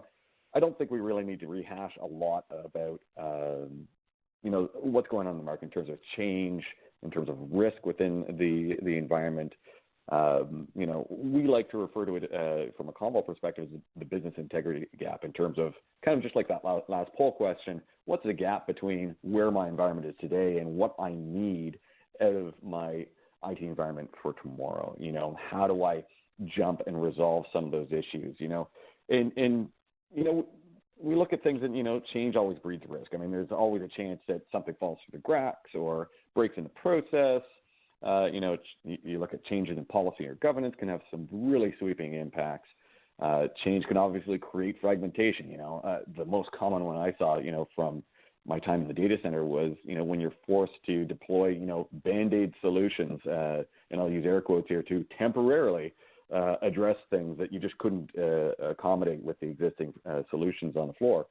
and we all know that those Band-Aid solutions rarely end up being as temporary as we initially intend them to be.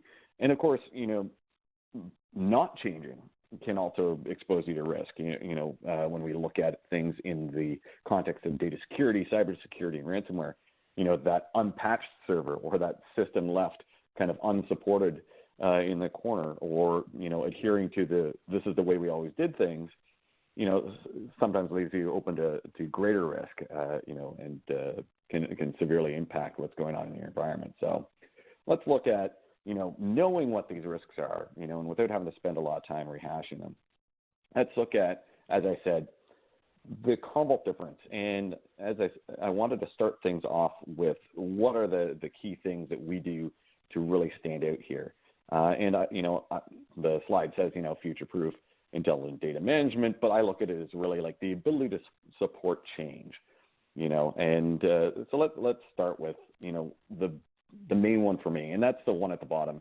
And, we start with the industry's broadest workload coverage, protecting data across, traditional data center workloads, endpoints, hybrid, cloud native, modern workloads like database as a service, PaaS, Kubernetes, and more.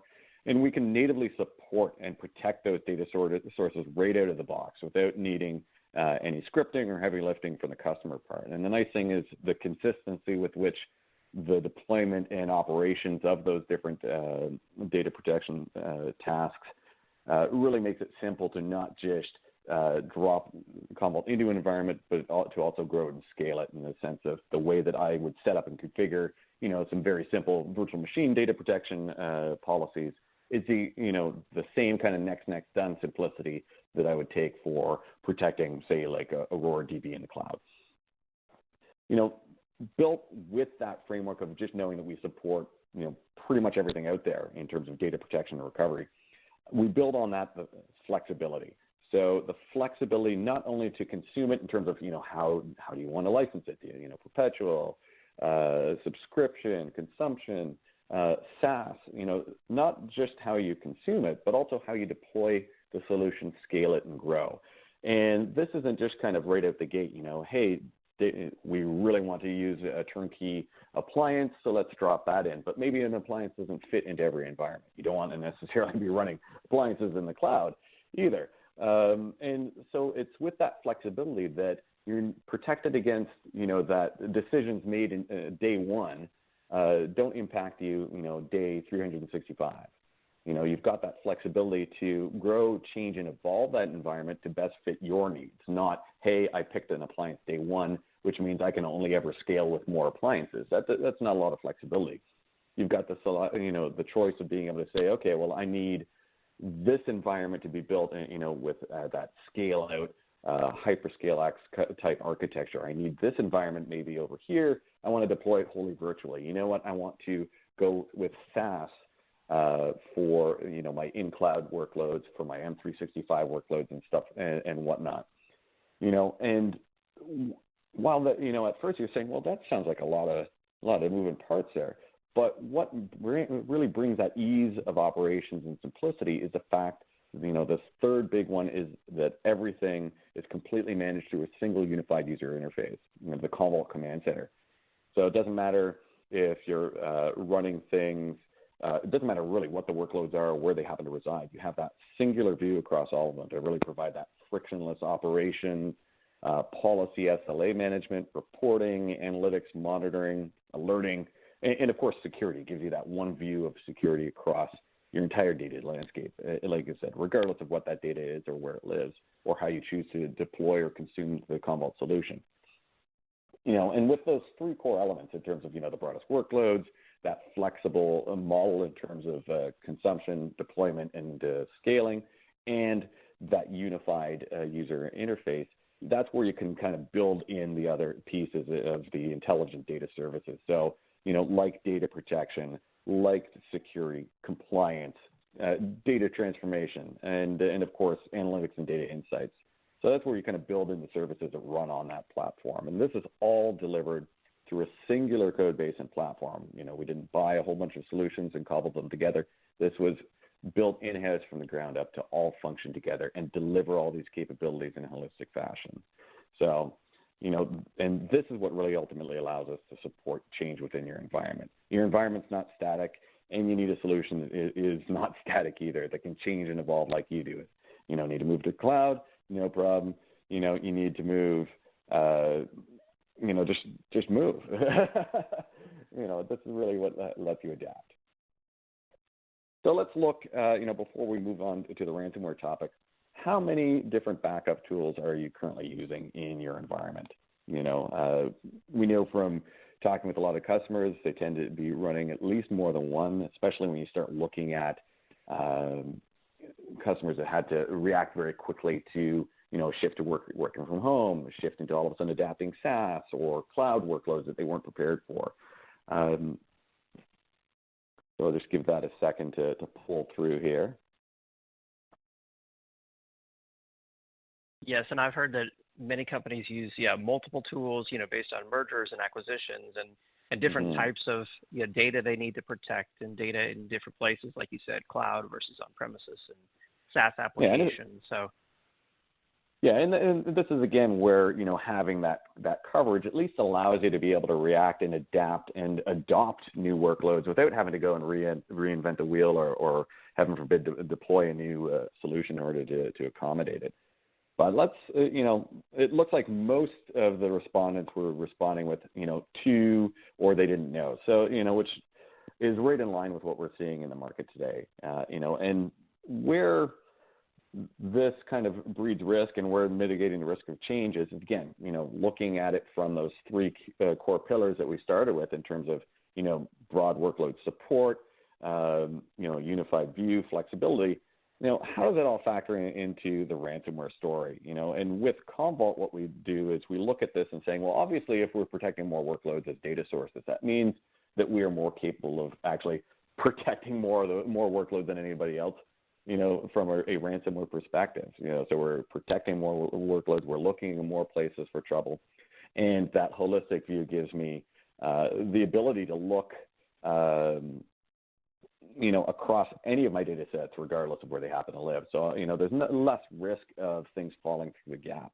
But, let's take a look at how, some core tenets of each of these different components here in terms of, we like to kind of break it up into identify, protect, monitor, respond, and recover data quickly.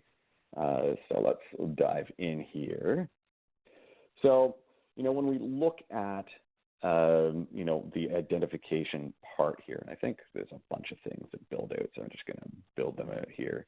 When we look at identifying, this is about assessing and mitigating the actual risk to your data itself. And having that one dashboard obviously makes it much easier to, maintain that security posture and understand what's out there.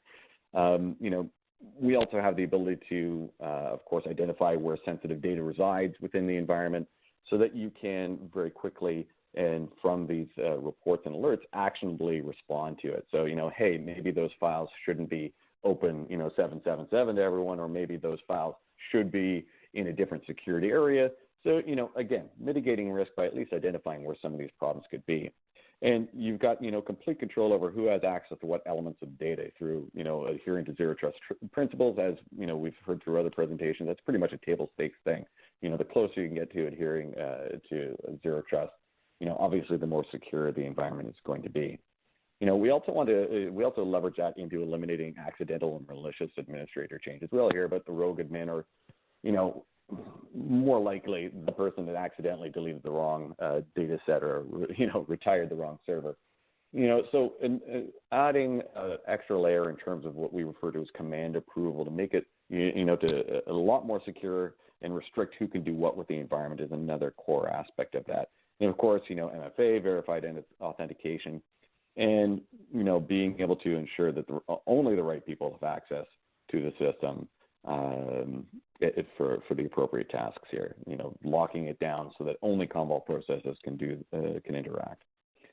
Now, when we get to the isolate part, now this is where there's, just a whole lot of options in here. Now, obviously, there's the table stakes of basic data immutability, and which is a core tenet of any ransomware protection from a storage perspective. You want to make sure that data that you do have won't be impacted from from any potential ransomware threat. So having that built-in immutability is key, and having it such that it's independent of any underlying architecture also gives you that flexibility in the sense of, well, I don't need proprietary appliances, I don't need this, or, hey, I want to leverage, a cloud-based air gap like Metallic Cloud storage services, for example, as an option for giving that, 321.0.157, whatever it happens to be, copy that is off premises and thus untouchable. So having that immutability capable of laying on the underlying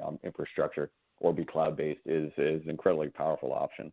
We talked about the secure air gap already, but this is, not just kind of a logical air gap, but being able to provide a lot of the actual intelligence behind it in terms of the one-way, two-way firewall passages, and really giving you control over those access paths, the networking behind it, to not just provide, hey, it's air gap because it's in the cloud, but hey, it's air gap because only certain processes can write to it and at only certain times, et cetera, et cetera. So giving you that that end-to-end data security, and of course, underlying all that is the encryption across the board, from all data at rest to all data in flight, really making sure that you've got that secure data copy. When we look at the next element in terms of monitoring, this is really, really cool because there's something that Commvault does from a monitoring perspective that's, I'd like to say pretty unique in the industry, that nobody in the data management industry anyway does this. Most vendors are looking at the backup data copy, which is the copy of the data that they've got in their repository. And they'll look at that to try and detect anomalies. So the problem is when you're only looking there, you're potentially only looking for trouble, once a day, if that's how frequently you're doing the backups. And, a lot can happen in 24 hours, as we've seen. So what Commvault does that, really sets us apart, especially in the ransomware side, is being able to look and actively monitor the client side of the environment. So the quote unquote live environment, looking at the backup infrastructure itself, using technologies known as honeypots to try and, detect any malicious activity going on in the live environment. Monitoring clients as well, looking at, the behavior happening on the client side before we've done any backups, and just so that we can get that even earlier warning system. So, what's really, really cool is Commvault being able to look not just in the backup copy, but providing you that active monitoring to look in the environment and see, hey, maybe something's going on there that we should react to. And of course, that's where the analytics come in terms of looking, hey, what's going on? What anomalies are in there? Do we need to react? And the automation to then rapidly respond to the incident. So do we need to close off, and sever those servers from the network? Do we need to initiate recovery, like do a quick cloud burst into the cloud, and really help orchestrate and automate that failover process or that in-place or out-of-place recovery procedure. And one thing that I really like to look at here is this avoid reinfection. And again, this is something that is really, really cool and pretty different. A good differentiator is the fact that we can go into the backup set, and if we've identified malware within the backup set, we can actually surgically remove it from that backup copy. So instead of having to throw the whole backup copy out or lock it, just to take up wasted space at that point, we can actually go in and purge the malware files from the backup copy to enable you to still recover the good data, but make sure that you're not recovering the bad with it.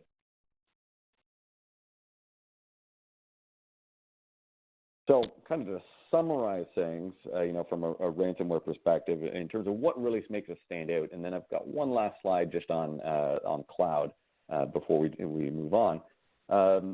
Ultimately, with that workload support and that unified UI and flexibility, we're providing earlier warning. We're looking in more places with more frequency. It's more than just once a day. We're actively monitoring the clients.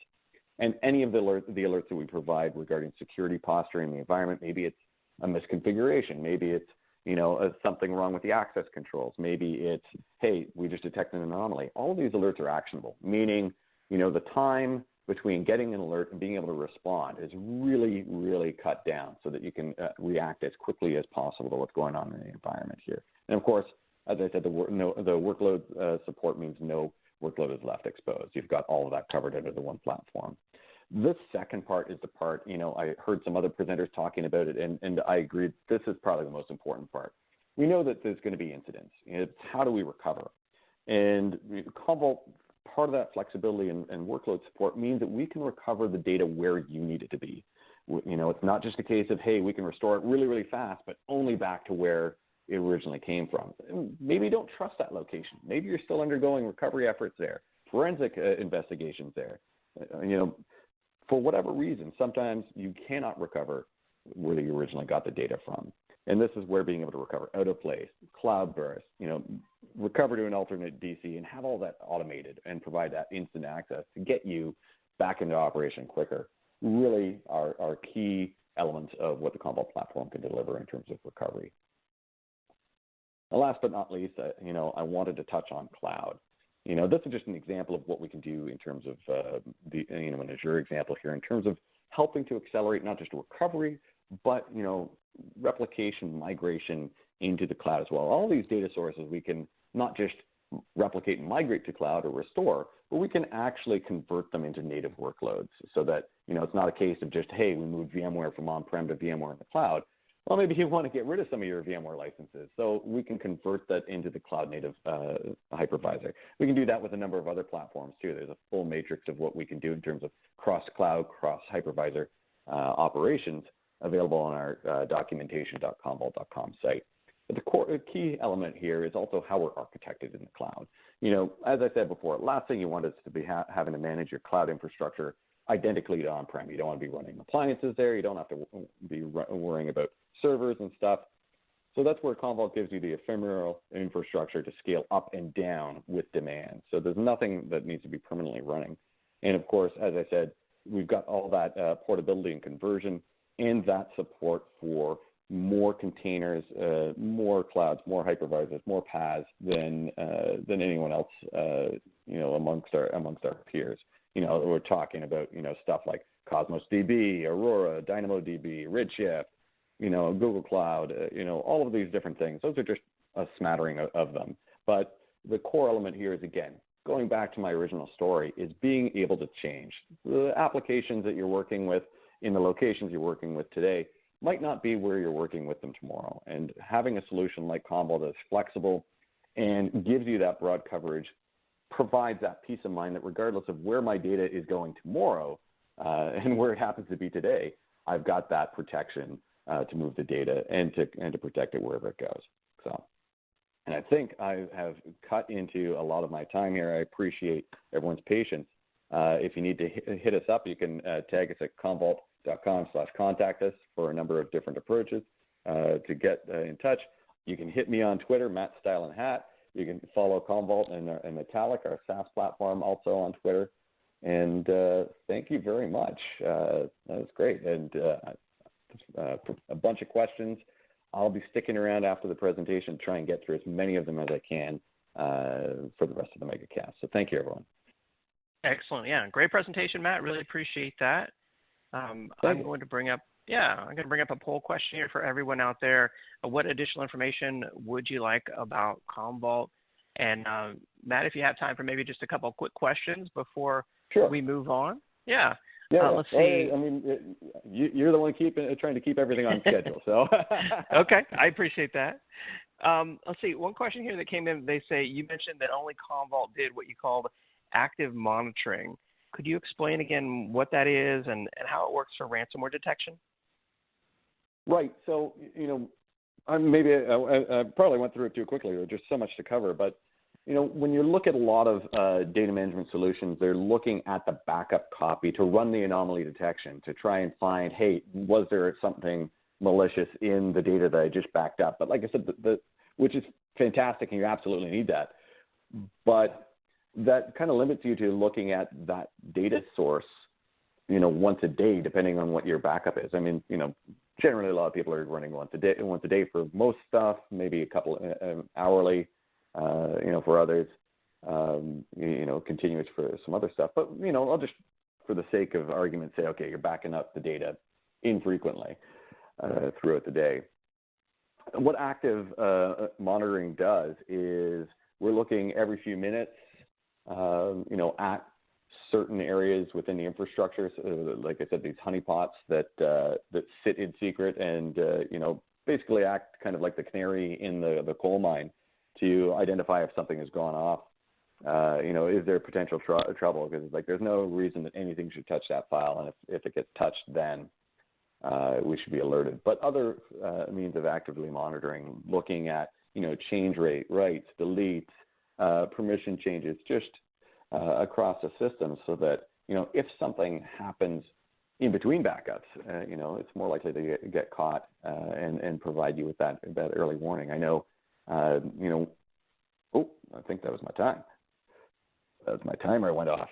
I know the state of Colorado was a great example where we were one of two tools that first detected that they had been infected with ransomware, and it's a fantastic story. There's a video for it that you can catch off of the Commvault website too, where they just kind of talk through, how they were able to better respond with that early warning mechanism. But I hope that answers the question.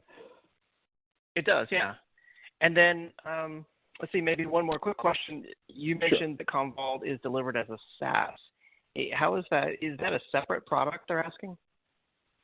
So that's referring to the Metallic IO SaaS platform. So we created a brand new platform, recognizing, some years ago that there was this ongoing shift towards SaaS for data protection and recovery, and developed the Metallic platform to provide that for customers that were looking for that in their environment. So, I look at it instead of it being an either or, like it's Commvault or Metallic, there's really this true power of and, where I can choose, it goes back to the flexibility. I can choose to run Commvault to be protecting some of my workloads. I can choose Metallic to be running others.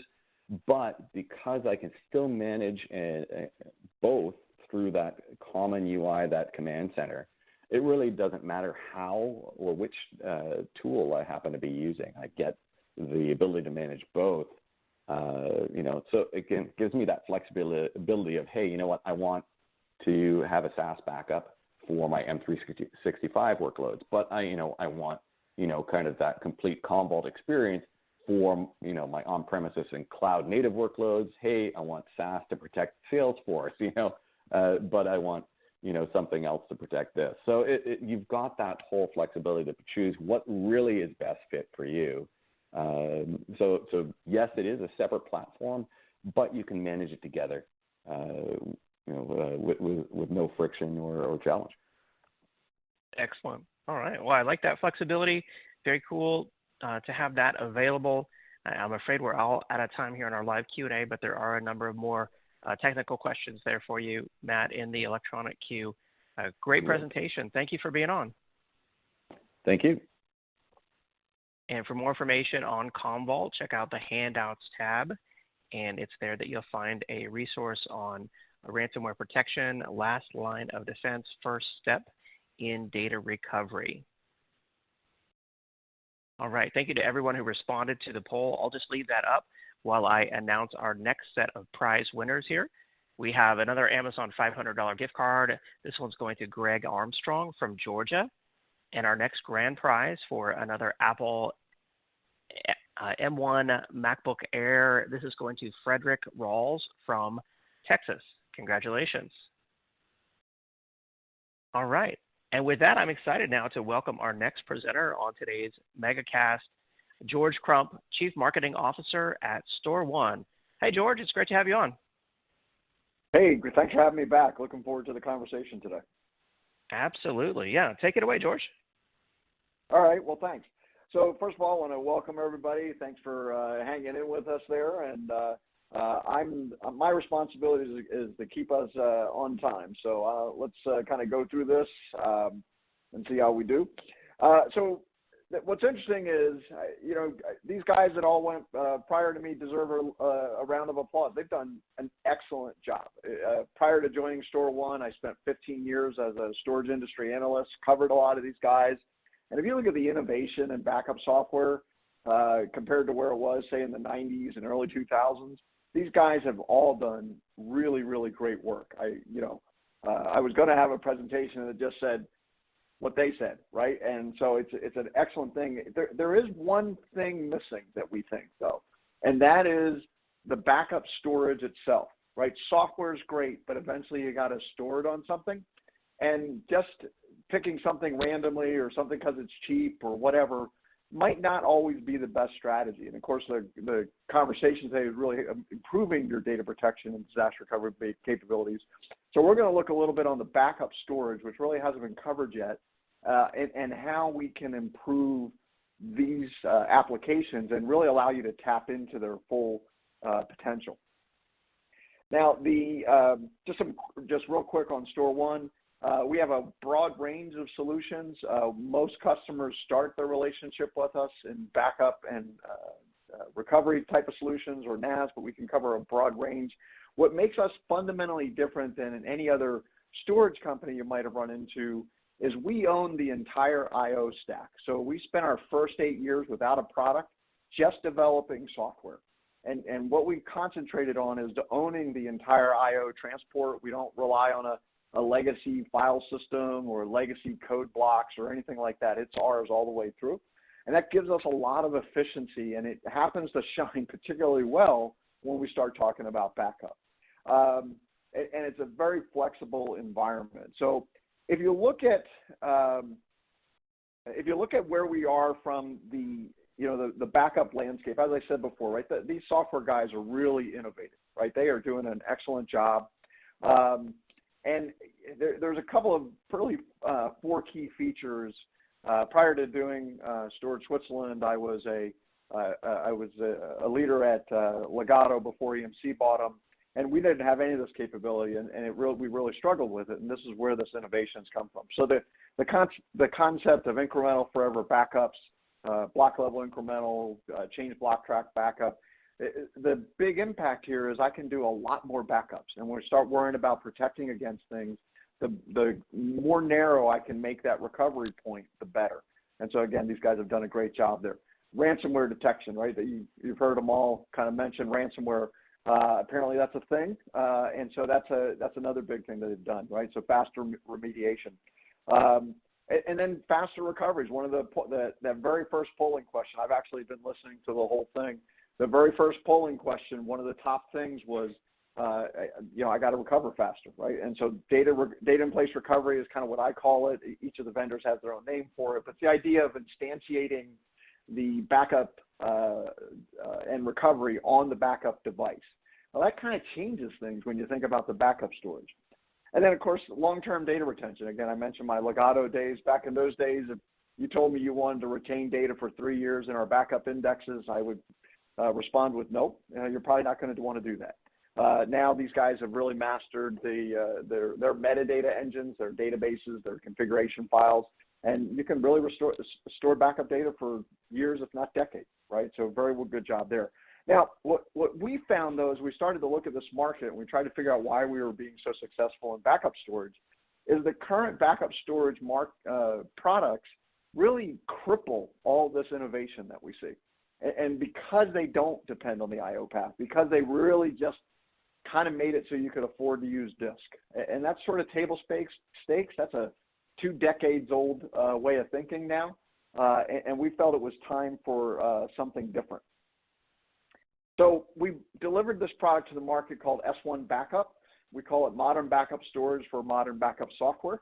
It does 3 key things that I think if you remember anything, I'd love you to take away from this. Number 1, it delivers instant immutability across all protocols all the time, all right? So you don't need to go to a particular protocol like, say, S3. If you want to do backups to SMB mounts or NFS mounts or iSCSI mounts or fiber channel mounts, whatever, we provide complete immutability across all of those technologies. So you don't have to change the way you operate. You don't have to introduce a new protocol just to get immutability. The second thing, and this is very unique, we provide what we call standby storage. And essentially what this is a sterile recovery environment that is ready to deliver production class performance anytime you have a failure, right? And that failure could be a ransomware attack. Again, we've talked about that a lot today. It could be, there's other things other than ransomware. It could be a controller failure. It could be a software bug. There could be all kinds of different things that can cause your storage system to go down. Wouldn't it be nice to have a system sitting there ready to go if you have that happen? And that's what our solution does. We're able to deliver 500,000 IOPS plus from a very small amount of flash drive. So just spoiler alert, this is not an all-flash system. We don't think that the economics work in the backup use case. And so the result is we deliver the fastest recovered performance. And I'll talk about this in some detail. But the concept is that we're able to deliver these solutions at such an economic price point that you're able to really benefit and get performance that you need to be able to service your production applications. You don't need to immediately then hop it back to production. And then the other thing that came up that I thought was kind of interesting was the idea that, hey, I still need to save money. We think that's probably becoming a bigger and bigger thing as well.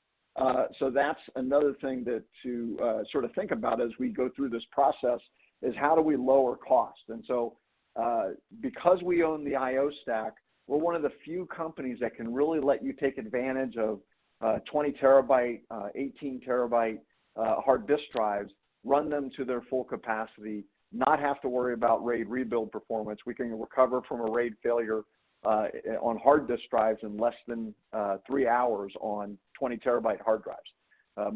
Most vendors today, they're taking 3 or 4 days on 8 and 12 terabyte hard drives. So very fast there. So, but because of that, we're able to lower costs, we're able to lower rack utilization, power and cooling costs, everything just kind of works for you at that point.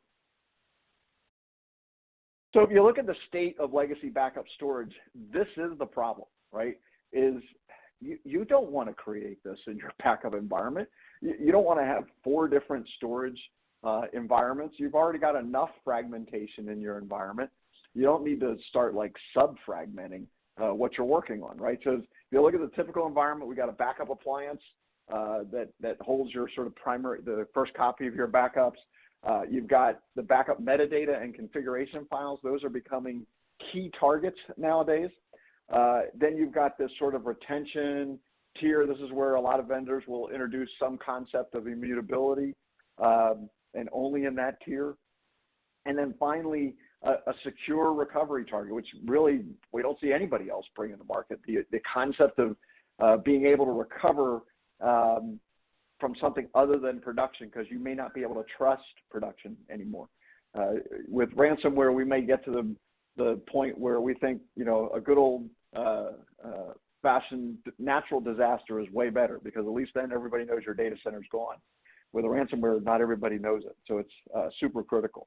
So that's another a key component there as well. And then so you kind of have this sub-fragmentation going on that really increases costs, brings a lot of exposure. I've got those listed there. I'm going to go in some detail through these, but just gives you an idea of the challenges that we're seeing really in this market. And then the key thing that we're seeing is backup data is now also becoming a target of ransomware, and backup metadata is becoming a target of ransomware. There was an attack in December that was pretty well chronicled, and it looks like the attacker got to the backup data, metadata first, before they went after the production environment. Well, if I can get your metadata, your backup metadata, your ability to recover becomes much, much more difficult. You can still do it, but it becomes much more difficult. So if we can protect that, and that's really, frankly, we think the responsibility of the backup storage to be able to provide that functionality.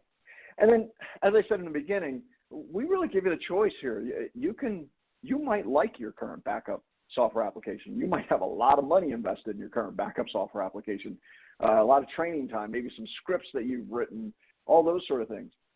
What if we could just improve what you have instead of replacing it? That's what we've done. But if you want to leave it, we allow you to extract the full potential of whatever you're going to replace your current solution with. And probably more importantly, and I don't really have it on the slide here, is we allow you to run both.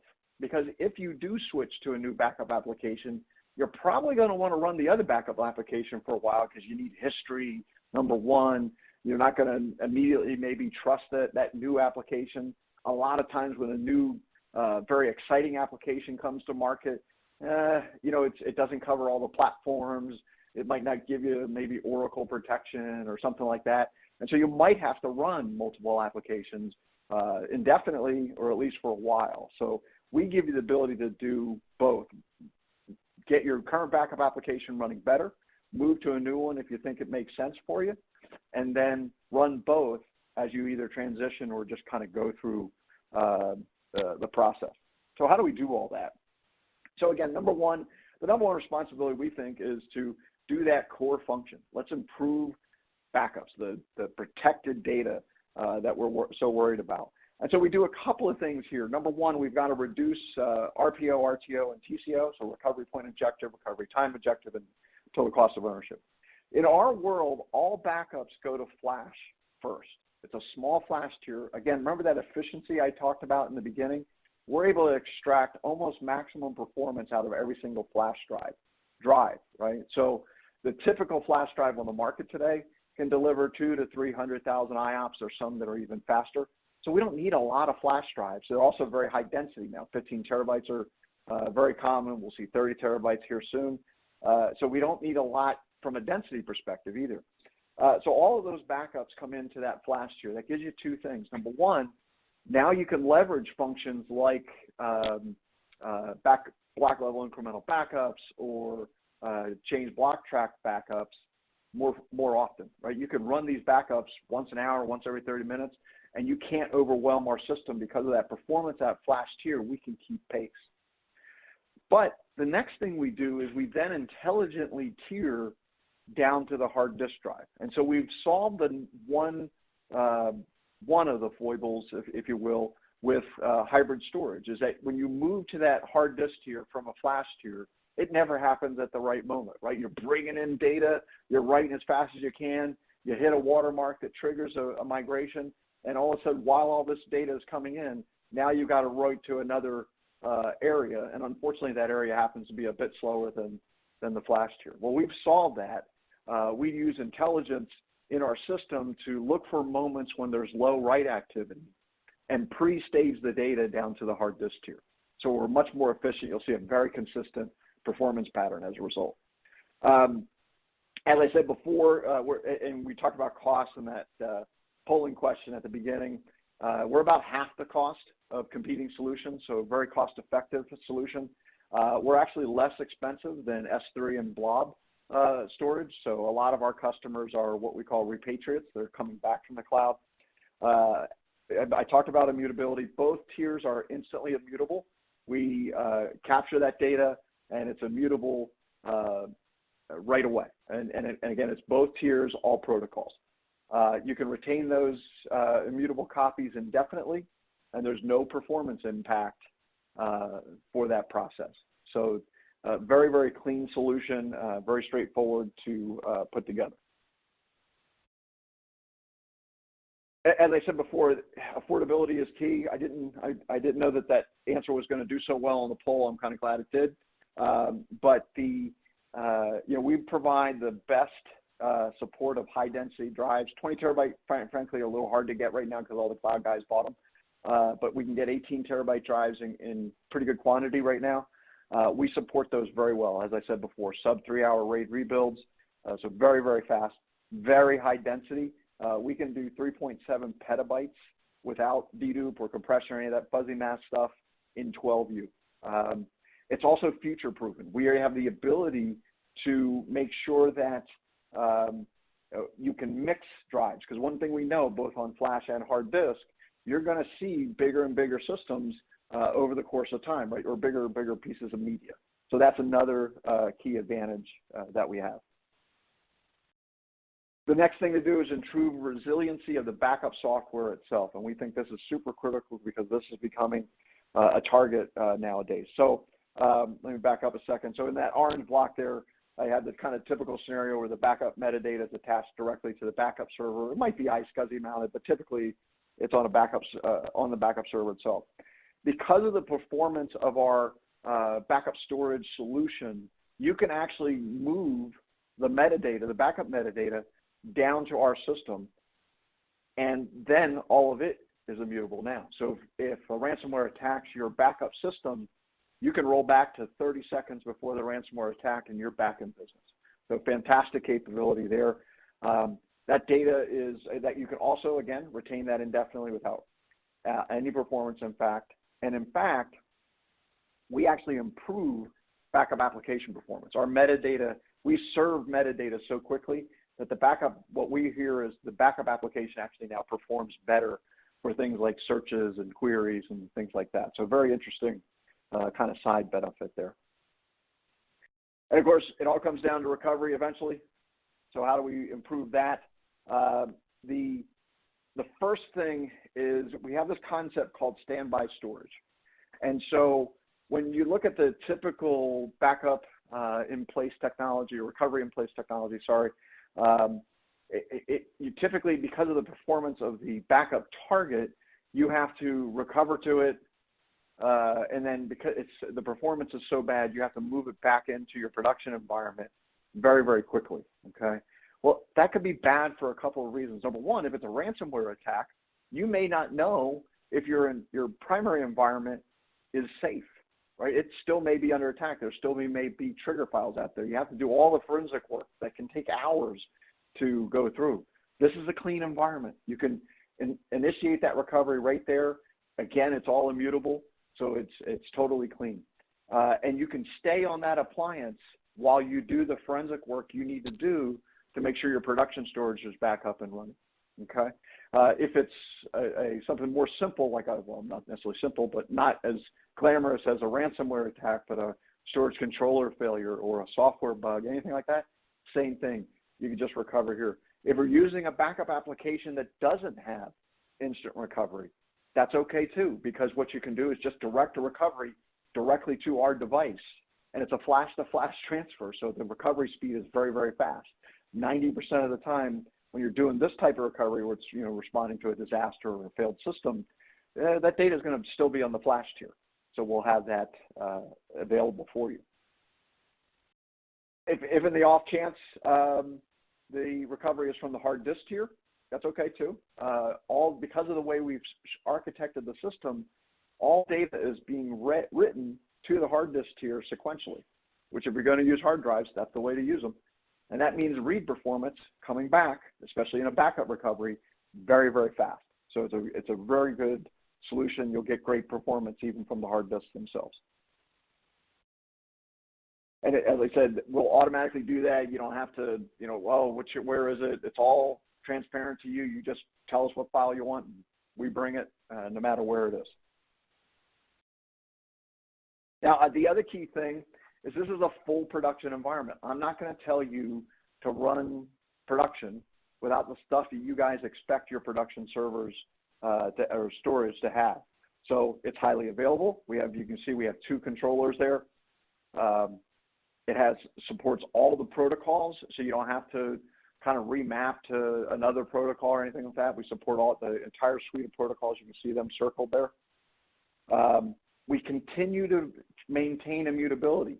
You don't have to do this, but if you're being hit by ransomware and you're not 100% sure it's gone, might be a good idea to continue that immutability process while you're going through and inspecting your environment. So that allows you to do that as well. And really, as I said before, you don't have to necessarily love it or leave it. You can love it and leave it. You can move to a new backup application if it's really good for the environment you're worried about or whatever, and continue to run your old application. So you can see I've installed a backup server B there. You could also use us as a target for replication. If you have a separate replication product, or many of the backup companies now have their own replication product, you can use it for that as well. So very, very key from there. We've got a lot of customers that are using it that start to use it to archive to. So very flexible platform. Gives you future protection because you mix in new drives. If you need, for some reason, more performance, you can even add more flash drives. So a lot of flexibility in the way we've addressed the system. And to sum this up, what we describe this as is 360-degree ransomware protection. And we think you need to close the circle to make sure that you're totally protected against ransomware. So the first part, as I talked about, is protecting the production data. That's table stakes. Every backup that comes in, boom, it's immutable. It doesn't matter what protocol, always immutable. The second part is to protect the data once it's there with that immutability. The third part is to protect the metadata. I think this is something that a lot of people are missing right now because this attack hasn't happened as frequently, but we're starting to see it increase. They're going to come after your backup data. They know that's where you're going next if they get you. So you got to protect this. Here you can do it and improve performance. And then that final piece that I talked about, the red section there, is that standby storage concept, the ability to have a sterile recovery environment so that no matter what's happening in your production environment, you've got a good known state with what we have. So that kind of wraps it up for me. I'll be happy to take any questions that might be in the queue from the audience.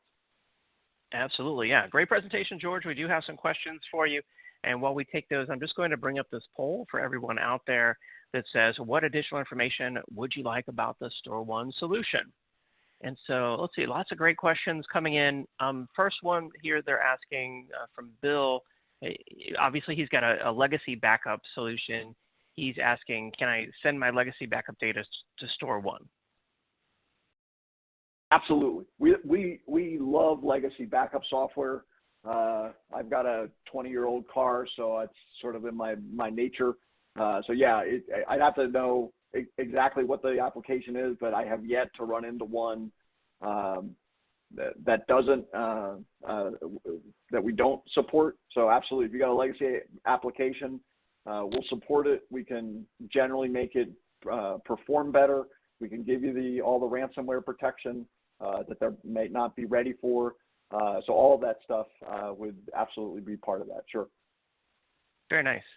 And then let's see, how secure is the backup storage when we send that backup data there? I know you talked about immutability and keeping that protected. Maybe you can just kind of summarize that.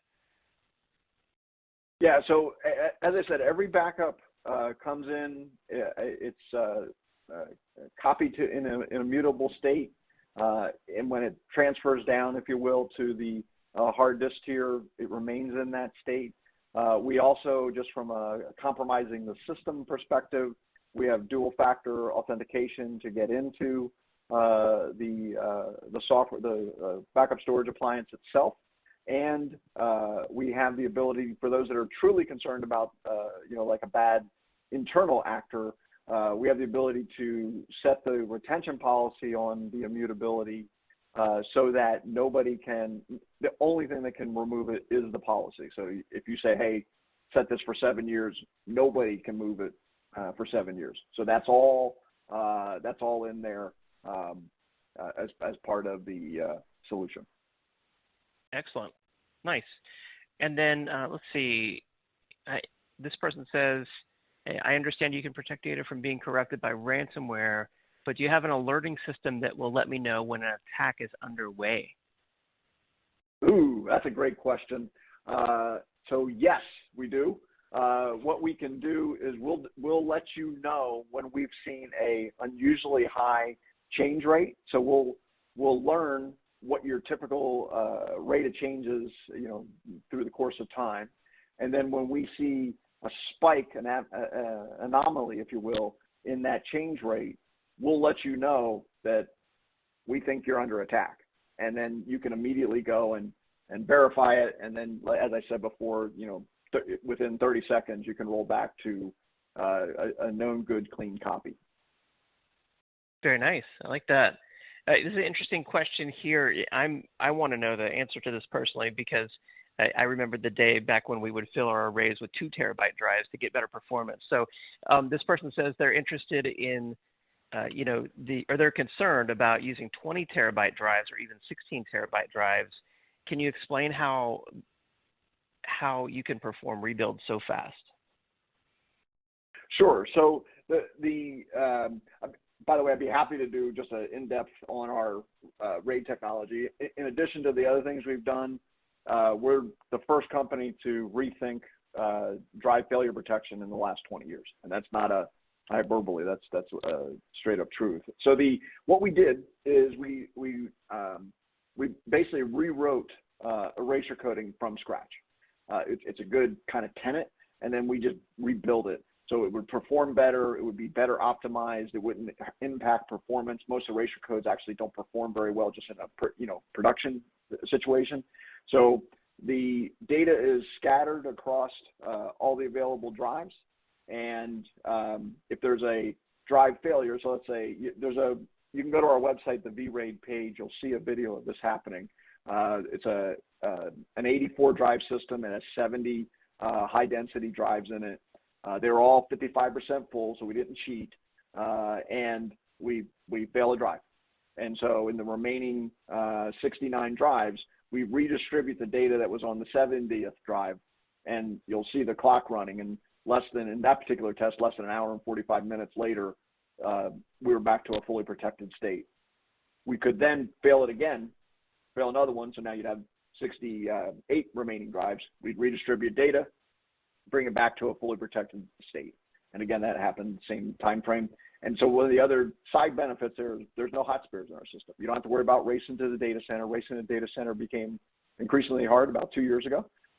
And so you can just, I've had customer wait for months to replace their drives. And so we just keep managing and redistributing data, so you're always in a fully protected state.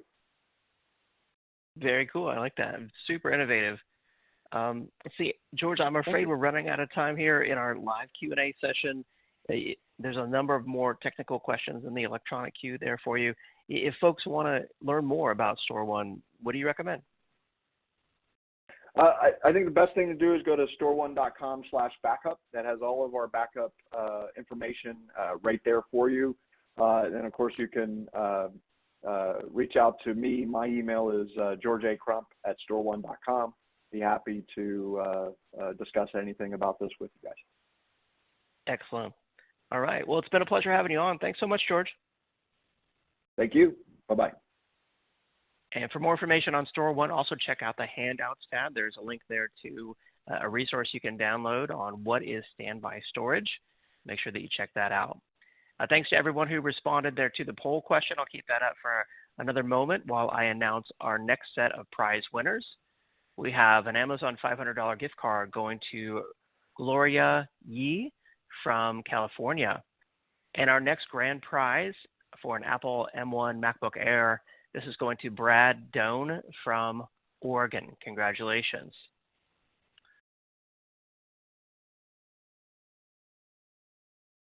All right, and with that, I'm excited now to bring in our next presenter on today's MegaCast. Welcome to Jason Blazel, Senior Product Marketing Manager at NetApp. Hey, Jason, thanks for being on. Thanks so much. Happy to be here. Excellent. Well, take it away. I will take it away. All right. So welcome, everyone. Thanks for joining. Today we'll be talking a little bit about data protection meets data security. This is, we're recognizing this need for even more collaboration between the security and the data protection teams. And you may be seeing that already in your own organizations. I wanted to talk a little bit just about ransomware as a kind of a backstop to this conversation or to set the context. There's a lot of reasons to protect your data, obviously against data corruption, system failure, accidental data deletion. But one of the more insidious problems that we see in the news and, hopefully not within your organization, but the threat of ransomware is obviously a huge problem.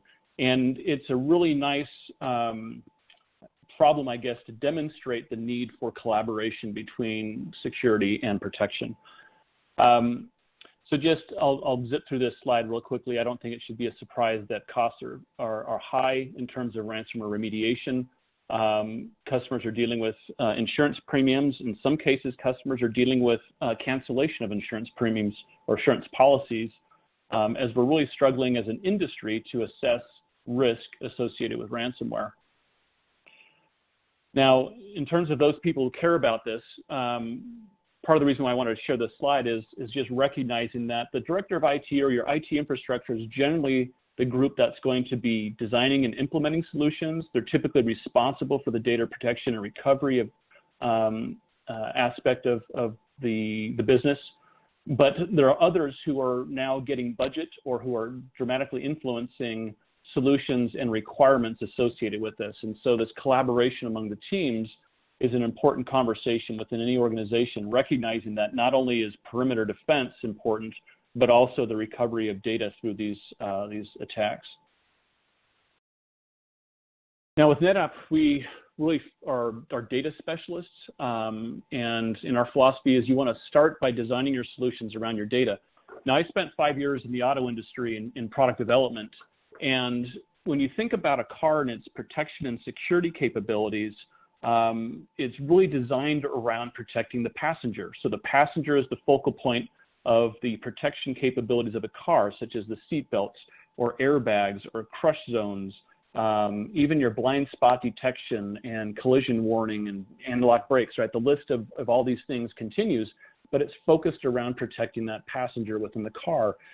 And as you look at your data protection and security solutions, likewise, you should be looking around your most precious asset and what you're protecting, and that is your data. And so if you're looking to layer on top of solutions starting from the perimeter moving in, I would recommend that you reverse that and flip it and look at your data and what is your protection strategy around your data first, and then layer on after that. Now, there's a popular framework by NIST, their cybersecurity framework, which includes identify, protect, detect, respond, and recover. And NetApp has capabilities within our portfolio to satisfy requirements within each one of those areas. But what we've done from a marketing standpoint is really collapse some of that to focus on protect, detect, and recover, where protect would include identify and recover would include respond. It's a little bit easier to grok. You have 3 items instead of 5 to remember, and it's easier to market in that way. And so you'll see that as I walk through this a little bit more to talk about protect, detect, and recover, but it'll include those 5 as part of that NIST framework. And NetApp has a portfolio of products and solutions that are delivered at what I consider to be multiple layers, right? So cybersecurity, cyber resilience, data protection is a multi-layered problem. We deliver solutions using a multi-layered approach to that. At the foundation of that is infrastructure management. This is where the data actually sits, and the capabilities that are built within the operating system, the storage operating system, to be able to manage and provide disaster prevention and recovery. Another layer of that solution is going to be around monitoring. So this is going to be looking at anomalous behaviors, oftentimes at the user level, to detect threats. And then finally, NetApp has a collection of professional services that are designed to help do an assessment of your environment, to identify gaps in security and protection, even as far as set up and fully managed environments for our end users. So NetApp has a nice portfolio of products, which I'll then walk through. So I talked a little bit about this protect, detect, recover, and at the foundation is our ONTAP operating system, and I'll talk a little bit more in detail about some of these features in the next slide. But essentially, the capabilities within ONTAP is to be able to, on the protect side of it, to block malicious files before they're even written to disk. So we have a capability that allows us to screen and scan for files that are either malicious, or to say, no, these files are always good, I'm going to allow them into this volume. And so we can do blocking or allowing of files based upon their known extensions. We can create immutable or read-only copies of data rapidly to thwart infection or to provide rapid recovery, as well as being able to provide logical air gaps that is built into the operating system to prevent unwanted deletion of data. In terms of detection, we have the ability to alert and monitor for anomalous storage behavior. Things like if the efficiency rate is declining, that might be an indication of encrypted data, or snapshot reserve, which is my change in data is more than I would expect it to be, which would not allow me to reduce that data, which would be another indication of possible malware. We have the ability to detect suspicious file access patterns. This is a new capability within ONTAP that uses machine learning to analyze file system behavior and identify anomalies within that behavior of that file system. We have the ability to integrate with our own user behavior analytics as well as third parties. I'll get into that a little bit more. And then recovery, one of the keys to defending against any attack or any outage is the ability to recover quickly. It doesn't matter if it's accidental deletion. It doesn't matter if my primary system goes down. It doesn't matter if it's a ransomware attack. The longer I stay offline, the more expensive that gets. So rapid recovery is key to that. NetApp offers technologies to do that very, very quickly. Then whether that's either locally or remotely in terms of that recovery. And then we also have intelligent logs to be able to provide file level forensics to isolate the threat for future remediation. So let's talk a little bit more about some of these features. For those of you who are maybe familiar with some of these capabilities, but I wanted to walk through some of them. So a NetApp snapshot is space efficient. We use a lot of virtualization within our storage operating system, and so a snapshot is a very efficient and space efficient and rapidly created copy of data. It's immutable, it's read-only, so you can't change the data, so it can't be encrypted. But it's not indelible, so it can be deleted. And so a snapshot really isn't intended to be a backup, but it is intended to be a recovery point for rapid recovery. A snapshot can be restored through a feature down below, Snap Restore, within seconds or minutes, depending on the size of the volume, but it's super, super fast and super efficient. SnapLock provides this worm capability, so you can back up to a SnapLock volume, you can lock files within a SnapLock volume. These are indelible, so this means that the SnapLock volume cannot be deleted, which prevents against things like hackers who want to come into your environment who may use an account and then will look around for your backups to delete before they then encrypt your primary file system. So SnapLock allows you to prevent the deletion of data through its technology. And there's two modes within SnapLock. One mode is called Enterprise, the other mode is called Compliance. Enterprise allows a user admin or a storage admin to have a little bit more flexibility. So he can establish a time period by which to lock the data, but he or she can remove that lock at any time or change the retention period as necessary. This is valuable for things like legal hold. If your company is involved in a lawsuit, then you need to protect the data that might be requested by the court. So you want to be able to lock that data and prevent anyone from deleting it. But then when that lawsuit is over, then you can remove that hold on the data. In the case of SnapLock Compliance, this is really ideal for regulated data. Think HIPAA, right? So if you have to keep data for a period of time, say 10 years past the death of a certain patient, then you can lock that data and no one can change it. Not even NetApp tech support can change the SnapLock retention period. As you could imagine, a rogue administrator somewhere else, if there's a backdoor that prevents a security risk, and so not even NetApp support can change that retention period. So there's those two modes there. Now, as I mentioned, that a snapshot isn't really a backup; it's a recovery point. SnapMirror moves that snapshot data to secondary storage, at which case that then becomes a backup. SnapMirror allows you to move that data efficiently. All the efficiencies of the primary storage are retained during that time. It's end-to-end encrypted, both in flight and at rest, and it's a fantastic way to move your data from one ONTAP system to another.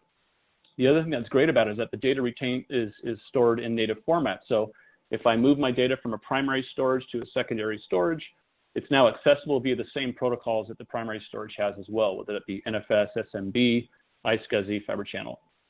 So I'm not locking in that secondary storage in some proprietary format that can't be accessed. I can actually use that secondary storage for things like reporting, analytics, DR testing, or even development and test for applications with near production data. Super powerful. Now, SnapMirror is available as also in a version that allows you to move data efficiently to object storage, and that's using Cloud Backup, which is a data service that we offer. It's cloud-based, but it leverages the transport within ONTAP to encapsulate and move the snapshot data and metadata from an ONTAP device to an object store of your choice. I mentioned Snap Restore. That's the ability to rapidly restore snapshot data to a production file system. And then F-policy is this ability to identify file access. So it can identify what users are accessing what files, what permissions are available. And that provides a lot of interesting capabilities for user behavior analytics, which I'll describe a little bit later. And as I mentioned before, we added this new capability within our latest release of ONTAP called Autonomous Ransomware Protection. It uses machine learning to identify file system behavior. And then if it identifies an anomalous behavior, it'll automatically trigger a snapshot on the ONTAP system as a recovery point if it detects that there's possibility of ransomware attack. Now, it requires an admin to then delete that or to acknowledge that because it might be normal behavior. And so he or she can then delete that snapshot or retain that snapshot if there's concern that that actually is a ransomware attack. Now, just taking a look at what a best practice might be. Typically, you're looking at a primary storage. This would be an ONTAP system using SnapMirror to another ONTAP system. Reason for this is that it allows for rapid recovery, plus you also get all this great data reuse of the secondary system. That secondary system can either be another array, an all-flash array, a hybrid disk array, or it could even be software defined in the cloud or on premises. So it can just move to another ONTAP system. You choose your cloud. The next hop would be using cloud backup. And cloud backup would leverage that SnapMirror cloud protocol to move the data from an ONTAP system to either NetApp storage grid object storage on premises or to object storage of your choice within your public cloud. All of this is managed through a single pane of glass, which is NetApp Cloud Manager. It's a cloud native management pane that also includes the ability to add other data services, some of which I will discuss a little bit later. That said, we also recognize that there's other vendors that you may be working with already. And so we partner with these vendors, and I'll talk about them more in a slide a little bit later, to integrate within this capability within ONTAP to be able to efficiently move and protect data through the orchestration of a third party.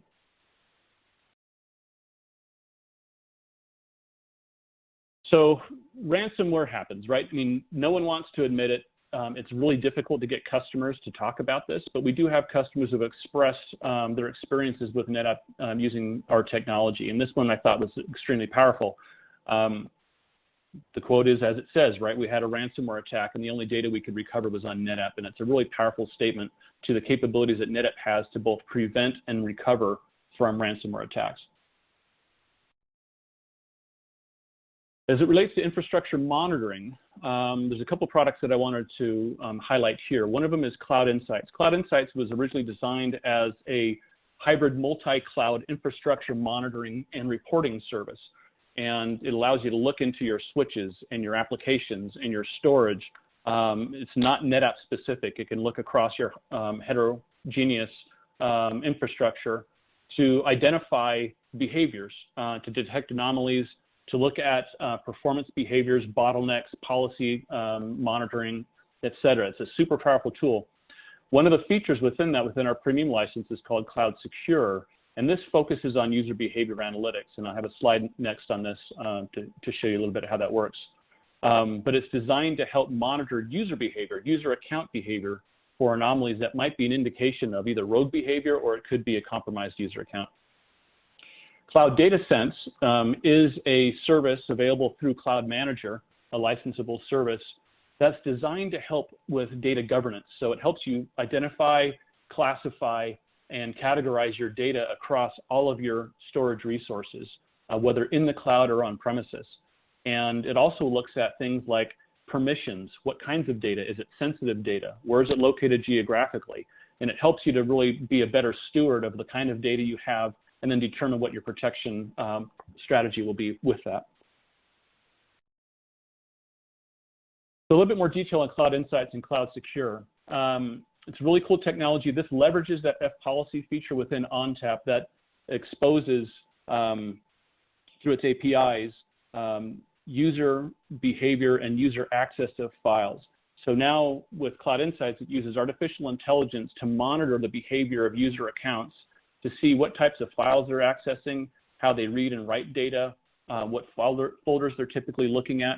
And if it starts to identify anomalies, then it'll trigger action. And one of those actions is to take a snapshot. So that snapshot would be on the non-tap storage system as a recovery point. Another action it can take also is to block access to the storage using the ONTAP capabilities. So it'll prevent a user from accessing the data there. This helps with things like data exfiltration. So if a user account is wanting to steal data, or if a hacker gets into a compromised account and wants to steal that data, blocking them from even accessing the storage array is what F-Policy in combination with Cloud Insights with the Cloud Secure feature is able to do. And this is done within a couple minutes of identifying the anomalies. So it's really powerful stuff in order to help fight against ransomware. As I mentioned, Cloud Data Sense addresses a different part of security and governance, and it's really around what kind of data do I have and where is it located? Is it sensitive data, personally identifiable data? And so it'll help you to maintain compliance and better govern the data where it is, in addition to helping you know who has access to this data and do I have any areas within my IT infrastructure that may be compromised due to loose permissions. So it's a very powerful data service that's licensable through the Cloud Manager management tool. This was another cool quote from another customer, once again, who didn't want to be known.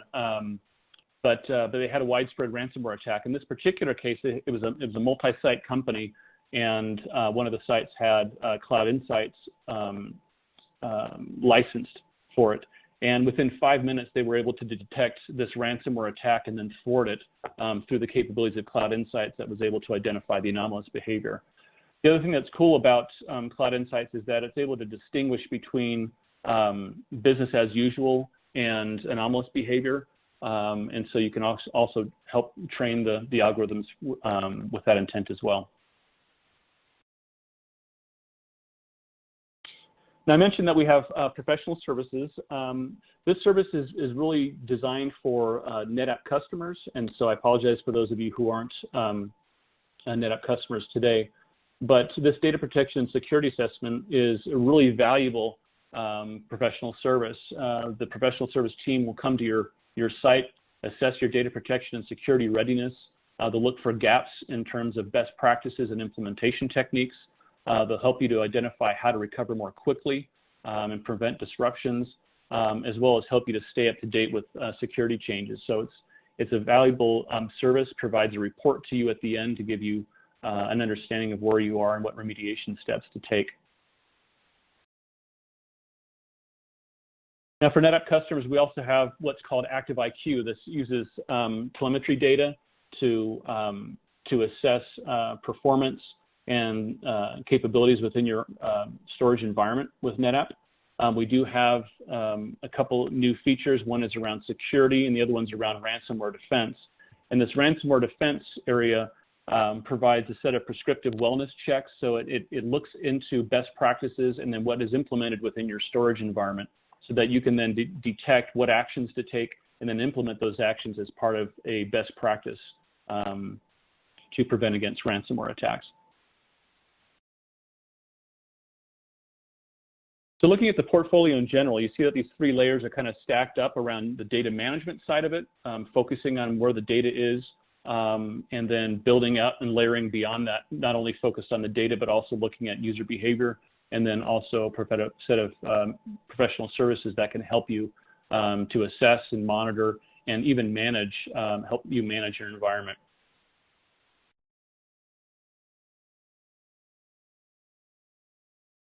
Now, if this slide behaves, and it may not, but I want to walk through essentially the anatomy and prevention of a ransomware attack. And what I'm going to do here is just walk through some high-level steps and actions that typical ransomware attacks will go through, and how NetApp technology helps to address that. So as I've gone through my slides, you may have looked and seen, boy, there's a long list of things here, a lot of things to pay attention to. But I want to demonstrate how NetApp technology can help. So we'll start with ONTAP and then also Cloud Insights and how they work together. And typically what will happen is you'll have an unknowingly compromised user account. This could be someone gets a link and they click on it, or they shouldn't. They open up an attachment, or perhaps a user account is stolen through a stolen password, and then a hacker gets in through that means.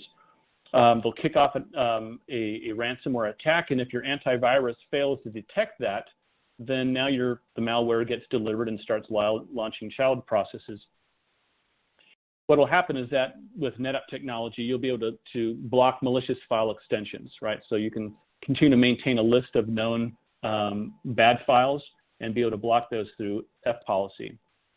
Additionally, Cloud Insights will monitor user behavior to try to detect anomalies that might be problematic, and then trigger a snapshot copy as a backup point, or even prevent the user from further accessing the data.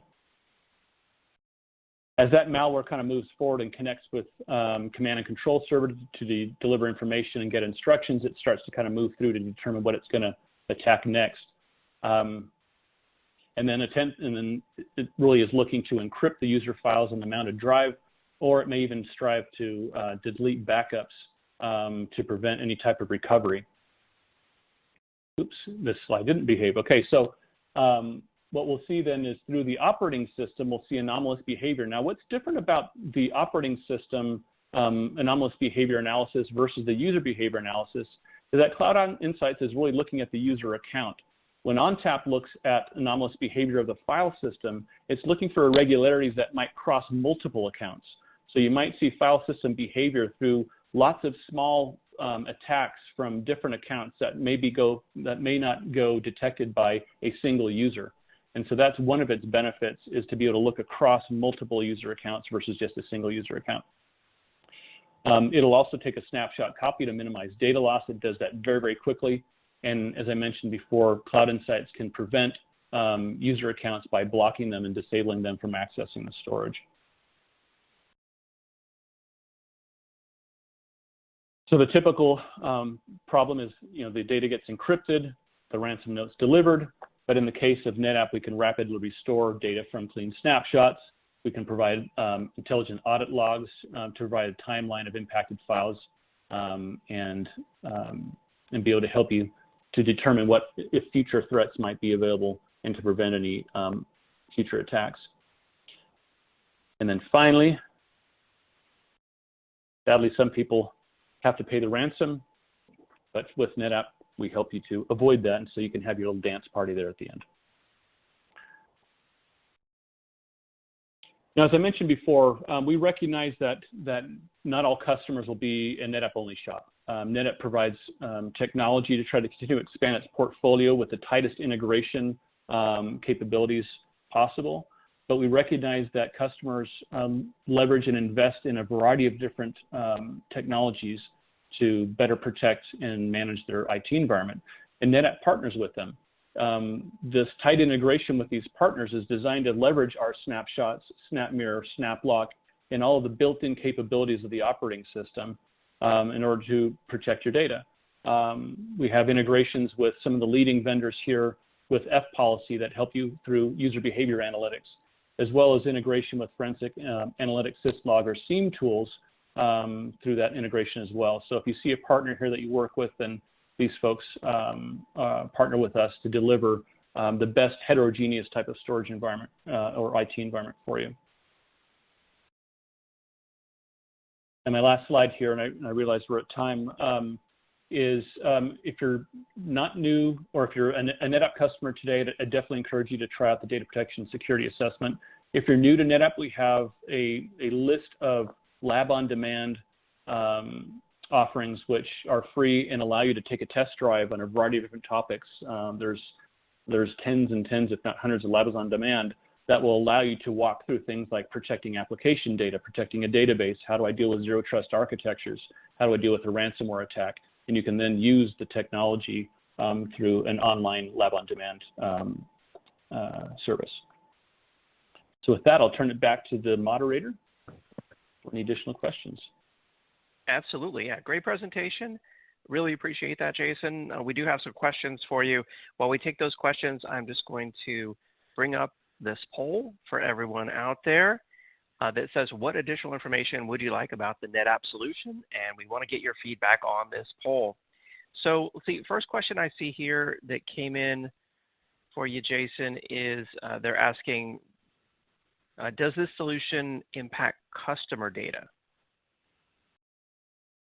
Does this solution impact customer data? That's an interesting question. I'm not sure I understand it fully, but what I will say is that the solution is built on the foundation of either a software-defined storage or a physical array, whether that be in your data center or at a colo facility. So the customer data, that whatever data is stored on that storage array takes advantage of all of the protection security capabilities of the underlying operating system. And then the later on services can help also with the user behavior analytics and data governance, et cetera. Excellent. Yeah, thank you. We may have to get a little bit more information on that one. Next question, you just mentioned on-premises storage, and they're wanting to clarify, does NetApp also support on-prem storage? Yeah, absolutely. So NetApp has a full portfolio of all flash arrays, all SAN arrays, as well as hybrid disk. Those all leverage the same operating system, which is ONTAP. We also have a couple other platforms, one which is an object storage platform, which is really focused on massive scale storage deployments as opposed to high performance, which would be more the all flash arrays. So we do have a portfolio of both hardware as well as software defined, leveraging those two platforms. Excellent. And then here's an interesting question Bradford's asking, is the data encrypted at rest, thereby eliminating one of the ransomware fears of data exfiltration? So data encryption at rest really is around user access. So when the data gets encrypted, it prevents people from stealing data. Like if you went and grabbed disks or things like that, it requires a key to unlock that data.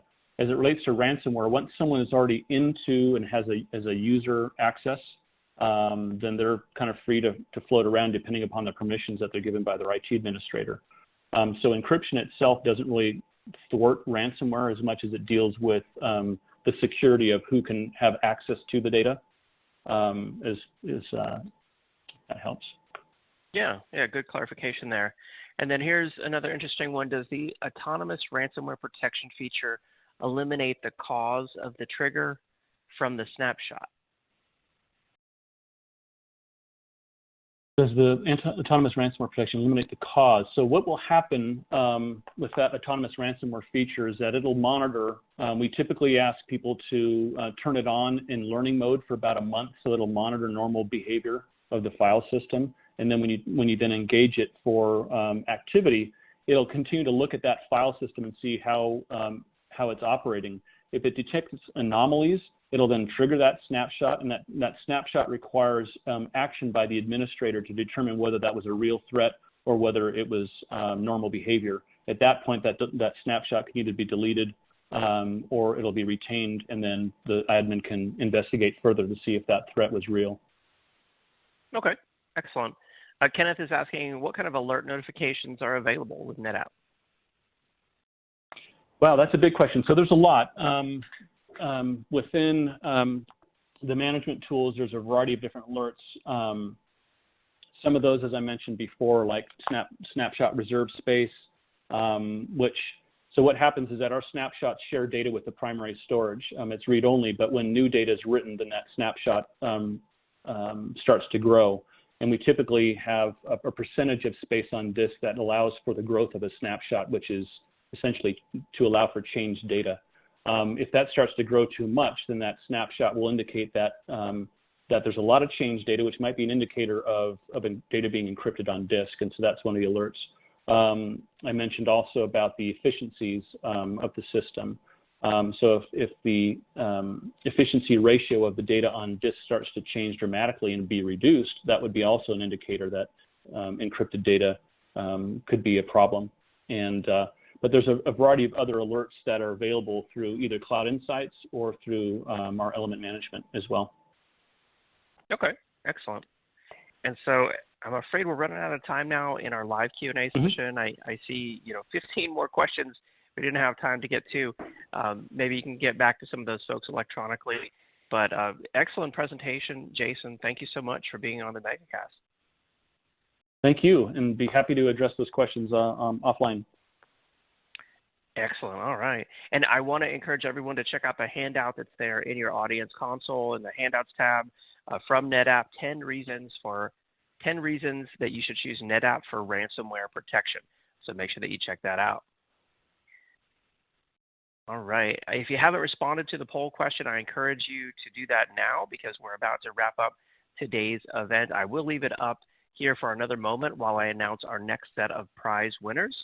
We have another Amazon $500 gift card, this one going to Anthony Madalena from Georgia. And our final grand prize for another Apple M1 MacBook Air, this is going to Seth O'Brien from Vermont. I will post the names of all of the prize winners there in the questions pane. All right, doing that now. And before we wrap up, I do want to,